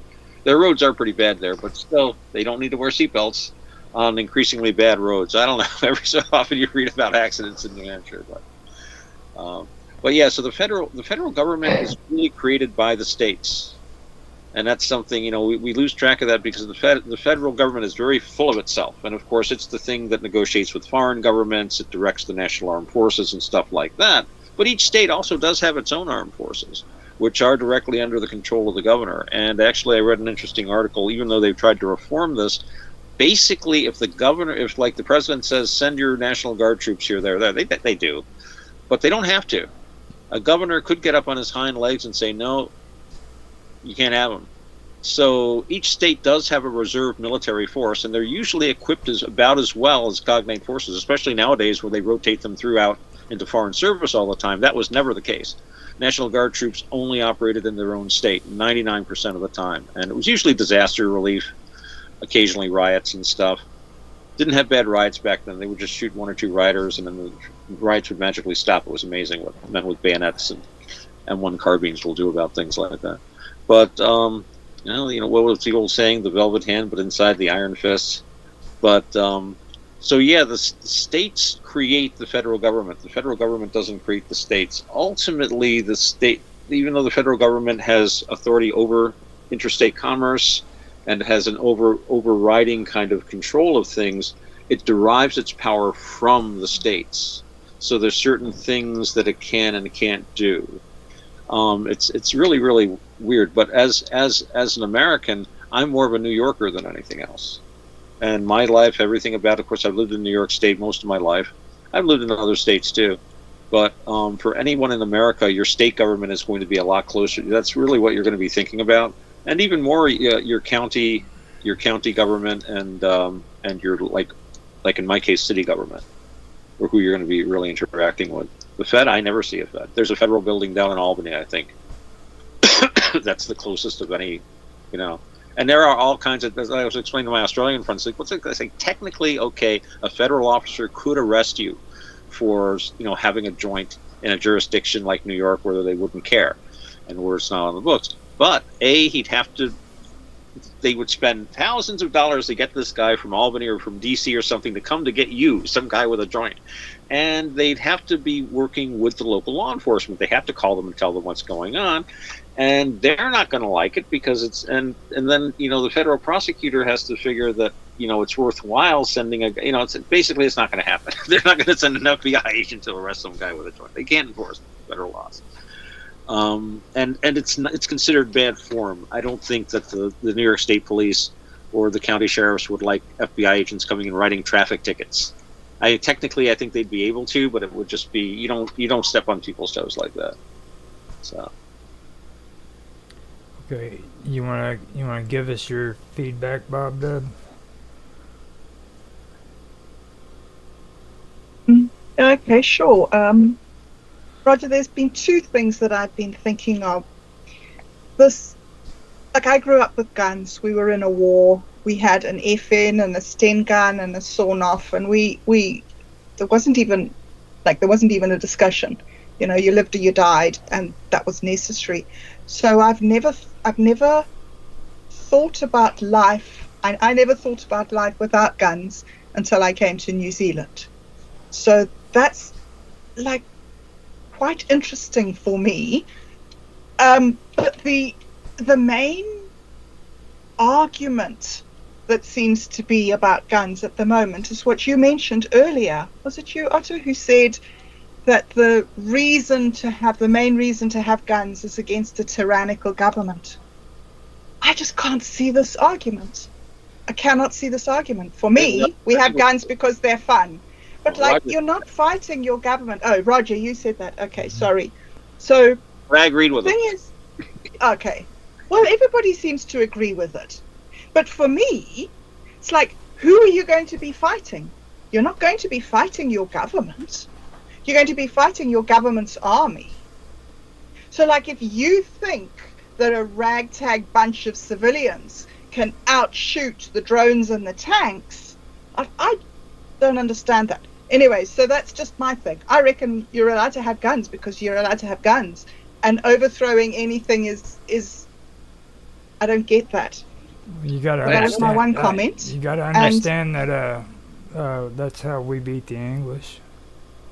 And, you know, I don't think it's about overthrowing as much as protecting. I don't know anyone that owns a gun because they want to overthrow anything. But I do know people that are really worried about what's going on in the world. And another factor is, and I think this is very true, a lot of Americans own a lot of guns. That makes the government think twice before trying to round people up and put them in camps. It's not meant to be used. It's a deterrent, I think. And yes, in 1700s, you know, a long rifle was the equivalent of the best technology possible. Yes, now they have planes and tanks and missiles. If they bring that against you, you're doomed anyway. But go down fighting, by God. Go down fighting. By, you know? by all accounts, English should have won that revolution. Sorry. By all accounts, the English should have won that war. It was only tactics and great soldiers and poor equipment that won the Civil War between us and England. That was it. Well, also I think that by that stage, we had stopped painting ourselves blue. I reckon if we were still painting ourselves blue, we would have taken you. But that had stopped. And I think that the guys, this is my argument, I think, is that the guys who were fighting the Americans actually were thinking, good on you, Americans, go for it, go for freedom, have your life. Why would those people be committed to the war? You know, the people who win the war are the soldiers. And if the soldier's heart isn't in it, then you've got a chance against those soldiers. So for me, if there was to come up a situation where people needed to go against the government, I would want to know where my soldiers stood with that. You know, are you guys wanting a coup? Do you generals want to overthrow this? Because, like, I don't know, it just doesn't make sense to me that the untrained people of the country have got more of a chance. And yes, I've heard the thing about the deterrent too, but like, if you are a tyrannical government, and if you are going to be tyrannical, you are going to send in your mosquito drones with poisons and nerve gases and your tanks. You're not going to send a little brigade to march through your town for a show of force, rah-de-rah-de-rah. If you're tyrannical, you're actually really evil. So I think the argument is, I don't think that there is an argument. I think that's the problem. I think that you either believe this way or you believe that way, and justifying yourself either way is merely justifying yourself either way. But, you know, that's kind of my anarchism showing through there. Mm-hmm. Well, but the other point I'd like to make, okay, sorry, Otto, carry on. Oh, well, I was going to point out that, you know, it's on record of police agencies hesitating to get into certain situations because they know that the people involved are armed. Having a large armed populace, I mean, I don't think there are absolutes of evil. I think any tyrant is going to, even the most, what Hitler spent a lot of his time doing? Worrying about public opinion. That was the Gestapo's main job. They weren't going around like looking for Russian spies. They were very, very carefully trying to figure out what German people were thinking about and about what Hitler was doing. And he didn't go to war production until like 1944, 43, 44, when it was way too late to do anything to save the German war machine. He did that because he was afraid of the people. He was afraid that if the women couldn't get nylons and chocolate, that the people would riot and turn against him. He refused to come out when the bombings got really bad. Goebbels, he was out there every time. Actually, Goebbels was the hero of the Reich at the end. Again, people don't know much about this. He was one of the leaders of the civil defense. And at that time, the air belonged to the Allied bombers. And they were using napalm, and they were using things people had never seen before. And Goebbels would get out there right after a bombing, talk to people. The party hierarchy took over. And I mean, you didn't pull your weight, you were shot. And they got those guys out there building air raid shelters, doing stuff. But Hitler wouldn't go out. He was scared of the people. He's like, no, they'll turn on me. And Goebbels is like, no, they want to talk to you. They want to see us out there. He understood propaganda. He called this the ultimate, he thought propaganda and real life were the same thing. He kind of lived it by the end of his life. He's a weird guy. But, yeah, so it was, I don't know where I was going with that. I was just ranting, actually. But, it's true that the people do scare these guys. Okay, it's not, it's not Klaus Schwab going, I have you all. It's more like, people that are very unsure of themselves. And they really do worry. I mean, I don't really think that the German people would have rioted and overthrown Hitler, but he thought they might. He thought they might. And so, yeah, these guys sometimes can be more careful than we think. But I didn't mean to interrupt. You were going on about that. It's actually her responding to what you were saying. That was actually a good response to what she was saying, because it was off of your topic that she was supposed to be responding to, and I like what you said. So I'm glad you're keeping track, Roger. I really couldn't. Yeah, I know. I'm having a hard time doing it too. With grading here. Today, you guys are like in rare form. You're on fire, so I'm having a hard time keeping up. So I believe that it's Mark's turn to respond to what you said. I'm not quite sure, isn't it, Mark? Actually, I've got no comments. I think Otto said everything that I've been thinking about. In fact, both of you, and Otto has said everything I've been thinking about. No, I'm sorry, I've got no response. See, that last part was actually pretty good comments too, because I'm like, you see, the reason why I'm pro-gun no matter what about this situation is the fact that, yeah, you look at like what Otto said about Adolf Hitler. Adolf Hitler was able to go into these towns and he was able to intimidate the citizens with his SS troops because they didn't have guns. Okay, if you know anything about the stories, they would frickin' antagonize the Jews. They would antagonize the frickin' gypsies. They'd round them up in trucks, take them out to a field, and then they would mass execute them and bury them in frickin' huge holes.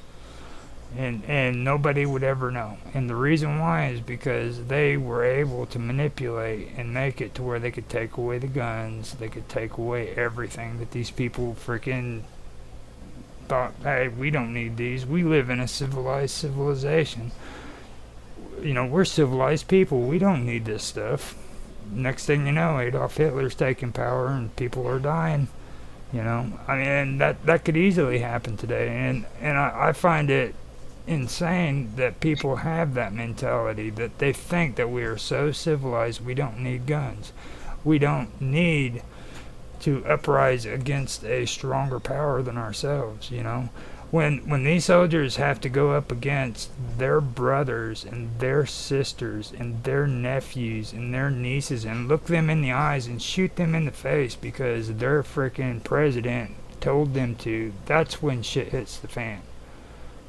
Is this stronger, more powerful military going to turn against their people for their government? And that's what it comes down to. Are you willing to frickin' put yourself out on the line with a weapon that is far, far more inferior than what's against you, so that those troops can look at you and say, I don't want to kill you? Because it's not other people from another country, it's our people in military fatigues. Will they frickin' turn against their people for their government? You know, that's the thing you got to think of too. Well, you know, also, Roger, you know, the Jews on October the 7th were all disarmed. The people who came in against them were people who hated them at an individual level, and they weren't able to defend themselves against an invading group of people who came to do them harm, because the government had taken their guns, and then the government hadn't provided protection in the place of that.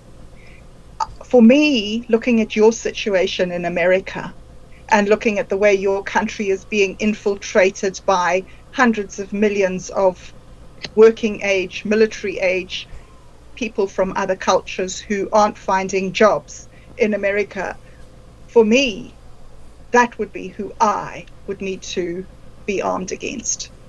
Who knows who they are? There's no documentation, there's no background checks. Who knows what's happening? I mean, the government is complicit in it with their incompetence. Who's going to do the shooting at you? And who do you really have to protect yourself against? Sorry, I don't even know if it was my The scary part is take a look at the video footage from our last two presidents when they made it into office, okay? The first one was a bunch of people freaking standing in the middle of Washington, D.C., attacking freaking conservatives because they believed in Trump. Those were the liberals. Then the second time was when frickin' a bunch of conservatives were frickin' standing outside of frickin' I believe it was Congress. They and raiding into Congress, you know, and rioting. Then these I'm not gonna call them frickin' what the government calls them, because I know it's not frickin' what they are their riots. Okay, this is what I call them. They're riots. I'm not going to say that these were people that were freaking doing something tyrannical against, or not tyrannical, but, you know, against the government or anything, because I don't believe that. But what I believe is the aggression is getting so big that freaking people aren't recognizing that. These are our people that are doing that, and there's a reason for it. There's a growing discontent for the government and what the government's doing. It doesn't matter if you're on the left or you're on the right. Every single person in this country has a problem with the way our government's doing things, and our government they're not wanting to listen. Okay? And the reason why they're not wanting to listen is because there's big money in government now. There's big money. People are getting payoffs, you know. And that's what it comes down to. They want the money and they don't care about the people. And that's what I personally feel, that there's going to be something take place in this country, you know, and it's not going to be good. Well, something's taking place in the whole world. I mean, look at the Middle East and Eastern Europe. It's just rampant violence.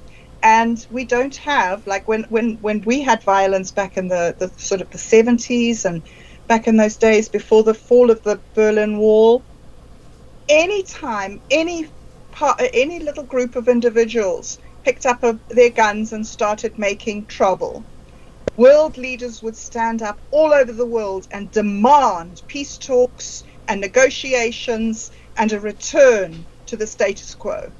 Where are they? Where are those people? Why is there no call for peace?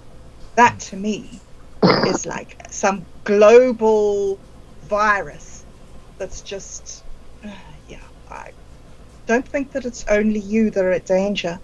I look around New Zealand and I wonder if we're safe here, if we're safe anywhere. There is no safety anywhere. A couple of points. There's a recent theory I've heard about, in which is suggested that the migration or the immigration issues in the UK is brought about by the UN. These individuals will be being sponsored by the UN.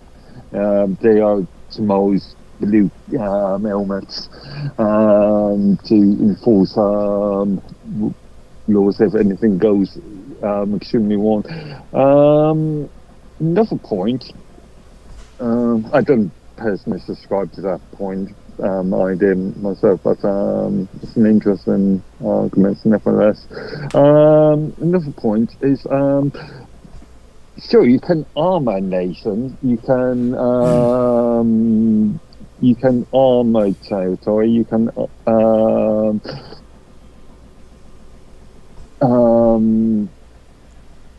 create authoritarian rules in a country that may not be of the populace interest. But if the populace are not going to be all that interested in actually defending themselves, then what's the point? I mean, we've seen this, we saw this with Australia during the COVID lockdowns, where Justin, what's her name? The Prime Minister of Australia at the time. Can't think. When she tried to Brad, was it? restrict, sorry? Yeah. Brad? Can't think.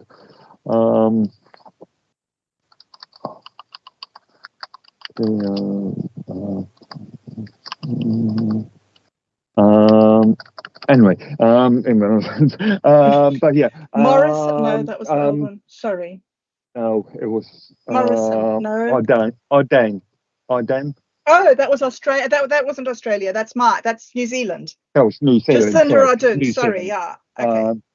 And the populace, in the whole, just went with the idea of the restrictions of free press.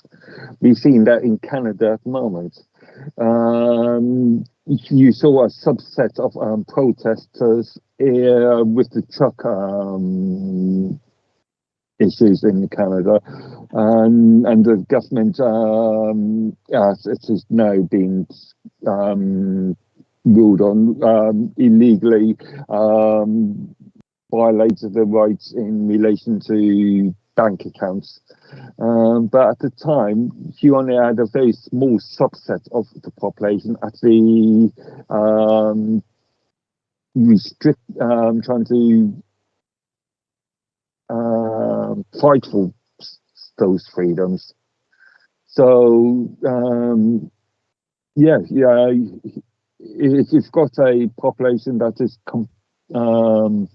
compliant to these government rules, then you are just going to have a continuation of those issues. I thought that was fascinating during the lockdown here. The lockdowns here were driven by the people. The people were furious that the government hadn't done something about it by now. And so the government said, oh, okay, we'll do something. We'll lock down. So the people said, yes, that's a good idea. I was amazed.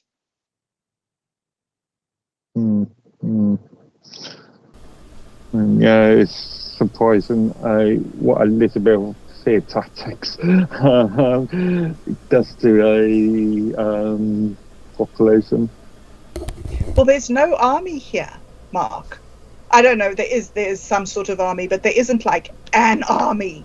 There's a small amount of sort of military people who do search and rescue and a bit of training over Ukraine and stuff like that. But if we were invaded by China, that would be over. It would be done. The people here say, that's okay, Australia will rescue us because we're really close to Australia. But yeah, there isn't, they don't have a fighting spirit. They don't stand up on their own recognizance. It's a very interesting society. Frightening, but interesting. Same as UK, I think. No, We need the blue. We need the woad back. That's what we need. Otto, do you have anything to say about any of that stuff? Well, it's just, it occurs to me what I've often thought of when I hear Bob going on about the life in New Zealand and these New Zealanders. And we've talked before about, that there is the pleasant side of being in a very civil, pleasant, very soft and marshmallowy kind of a society. It's nice and cozy, but then for somebody that's seen the wider world, and as we've said, something like a 20-year civil war would make them sit up and take notice. That might, just you'd be able to talk to them a little more sanely or something, just to give them a little. Especially when I heard that they don't like you to even have candles, much less campfires. And I burn a fire It's in the backyard. Everything around here, you can look out, and there's probably a dozen inside of people have campfires. They cook out here. All it's very. I've got a little metal fireplace thingy myself that I use. I use it to clean my clay pipes, which is interesting. I learned a lot about clay pipes. They used to tell us that they would break off the tips so you could have like a fresh smoke each time. Like nonsense, they never did that. What they do is they put them in a special rack in the fireplace every night, and it just cooks all the tobacco resins and stuff out of it, and you've got a nice clean smoke the next day. So yeah, I bet that'd be probably illegal to clean your clay tobacco pipes on an open fire in your backyard in New Zealand. Well, they were trying to make it illegal to have cigarettes at all. So yeah. Anyway, it's fascinating, the balance between the coziness and you're right, the marshmallowiness. I like marshmallows too, but not all the time. Not for breakfast. Yeah. No. Yeah.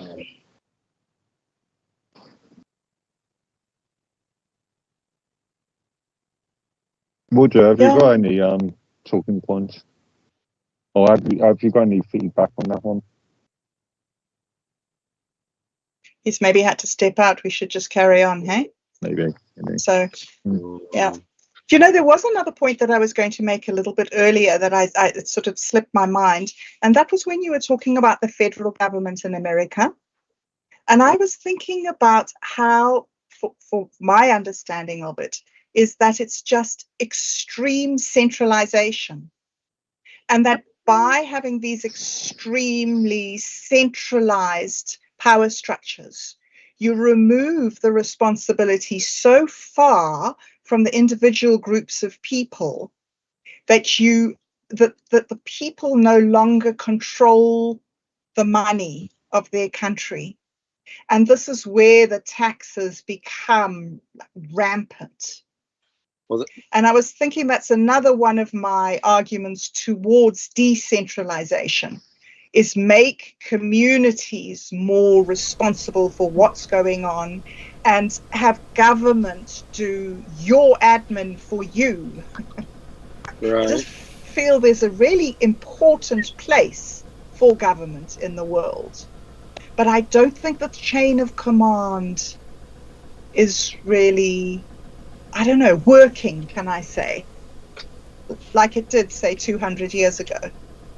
Well, it was a much different chain 200 years ago. Letters by post, people sitting considering replies, people literate. thoughtful about government, taking it seriously. They've read their Aristotle. They've studied the classics. They built a wonderful neoclassical little city in Washington, D.C., so they could all pretend they were Romans and Greeks.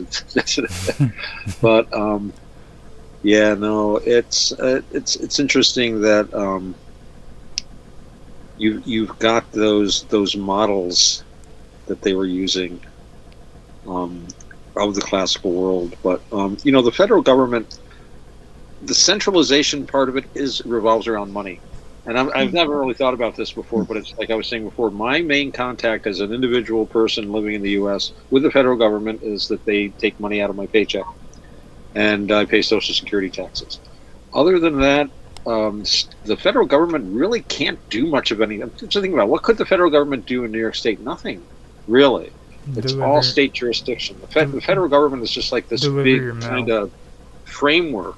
It's very big and impressive looking, and of course it's what the United States used to deal with outside governments. But really it is 50 little countries, and I'm realizing that more. I mean, yeah, the feds can do specific things, but I've been thinking about it, and it's like I don't have any interaction with the federal government aside from things like taxes, all my licensing, anything to do with law or they deliver your mail. Medical regulations, health regulations.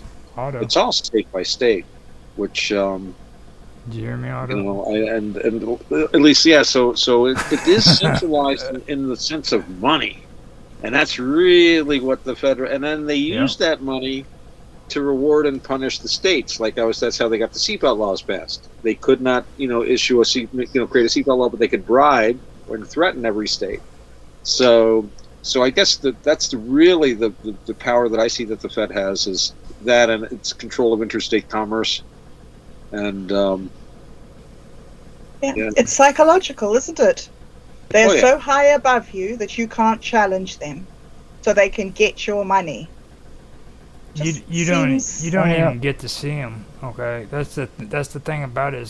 That's what Otto's getting at. Like you don't even exist in their world. You know what I mean? It's good to say that they don't have anything to do with my world, but look at it at the other end. We have nothing to do with them either. Yeah. They're all up in Washington, D.C. They live their own little life. They don't even have to contend with us. Mm. You know? Yeah. And there is an argument. Go ahead. Sorry. There is so as we pointed out earlier, there is an argument for decentralization, or actually I won't call it decentralization, I'll call it localism. But as we've to use my example of Scotland and the power and more power going to Hollywood, again, other areas of Scotland are being ignored. So there needs to be a consideration of a much more localized, maybe city, maybe even town sort of based localization. I mean, what is good for, let's say, Hollywood is not good for, may not be good for the eyes of the sky, and vice versa. And I think this comes back again to what I was asking you earlier about the balance between the individual and the group. I think part of my question about that is sort of how big should the group be? Because I like that word localism. That's a brilliant concept. Now we have. I mean, there is an old. Sorry, just wondered. There is the old concept that a group should not be any more than 150 people. But obviously that's not practical these days. But yeah. No, we've come up on the 2-hour thing with the recordings. It's actually 2:11 with the stream. So today was a very interesting stream, and I think we need to stop it there so that we can come back later, because you guys brought up some good stuff. And keep what you was talking about today in mind, and if you want to, we can finish this off again later on, because there's a couple things that we still have to go on, and this is actually about England too. You know, that's how strange it is, because it just we were talking about England and the build up to the Labour Party, and all of this came from that. That's the most amazing part about it. So keep that in mind. You know what I mean? That's how much influence the Labour Party had on all of us.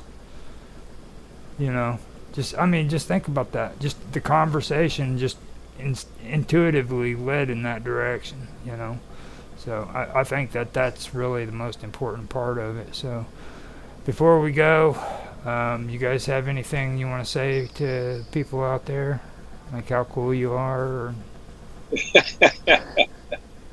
I think they already know. I mean, that's the reason. Well, yeah, I would like to thank you, Roger, for putting this on and for making this possible, because yes, it is a fantastic discussion. And thanks to you for being such a very charming and elegant host. It's a pleasure to come here and chat with you guys. So that's my thanks. That's what I love about New Zealand. Every time she says, "You're so lovely," I'm like, dude, I start blushing. I do. I blush. Like, there's nothing better than Bob Dub saying, "You're so lovely, Roger."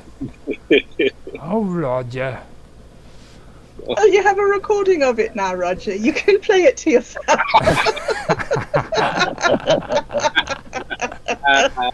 What about you? What about you two? You okay? You want to say? You two want to say something? I mean. Oh well, thanks everyone for being here, and especially let's thank young Sir Reginald de Wessex, who has been sleeping nicely behind Bob. It's been a very important mascot for us the whole time. Yeah, he has. I think that's. I'm amazed. I think he was there the whole time with us. So. Yeah, he was. Oh, Sir Reg, what a good boy. But thanks everyone for being here. Glad I was able to make it. It kind of slipped my mind, and I was out. I had to go and visit my mom, and then I went to the store and I saw some people, and wacky traffic, this, that, got here. I looked at my phone, and Bob was like, "Were you going to do that?" I'm like, what time? Oh, okay, quick, send me a link. And it came in running around, so just in time. Yeah, well, just to let you know, too, it wasn't that I got anxious either, Bob. What it was is I was an idiot, and like Mark's trying to tell me I need a calendar, because I do need a calendar, because I freaking got the time mixed up. I started setting everything up for 5 o'clock when it was actually 6 o'clock. Oh. And I know that now because, like, Otto especially started going through the same routine he did last week. It was the same thing down to the T, and then the clincher was when freaking Bob Deb said she's going to go get some chai. And I remembered I brought it up to her last week, so that's like, oh, that was me. I messed up. So you weren't late. I was early. Well, it was lovely being early with you, Roger. Thank you. Now, what about you, Mark? Again, I just want to reiterate, it's been an interesting conversation, and it's been fun. Lots of things to think about. With that, I will go ahead and end the show and say thanks to everybody who was here, and I hope everybody enjoyed watching.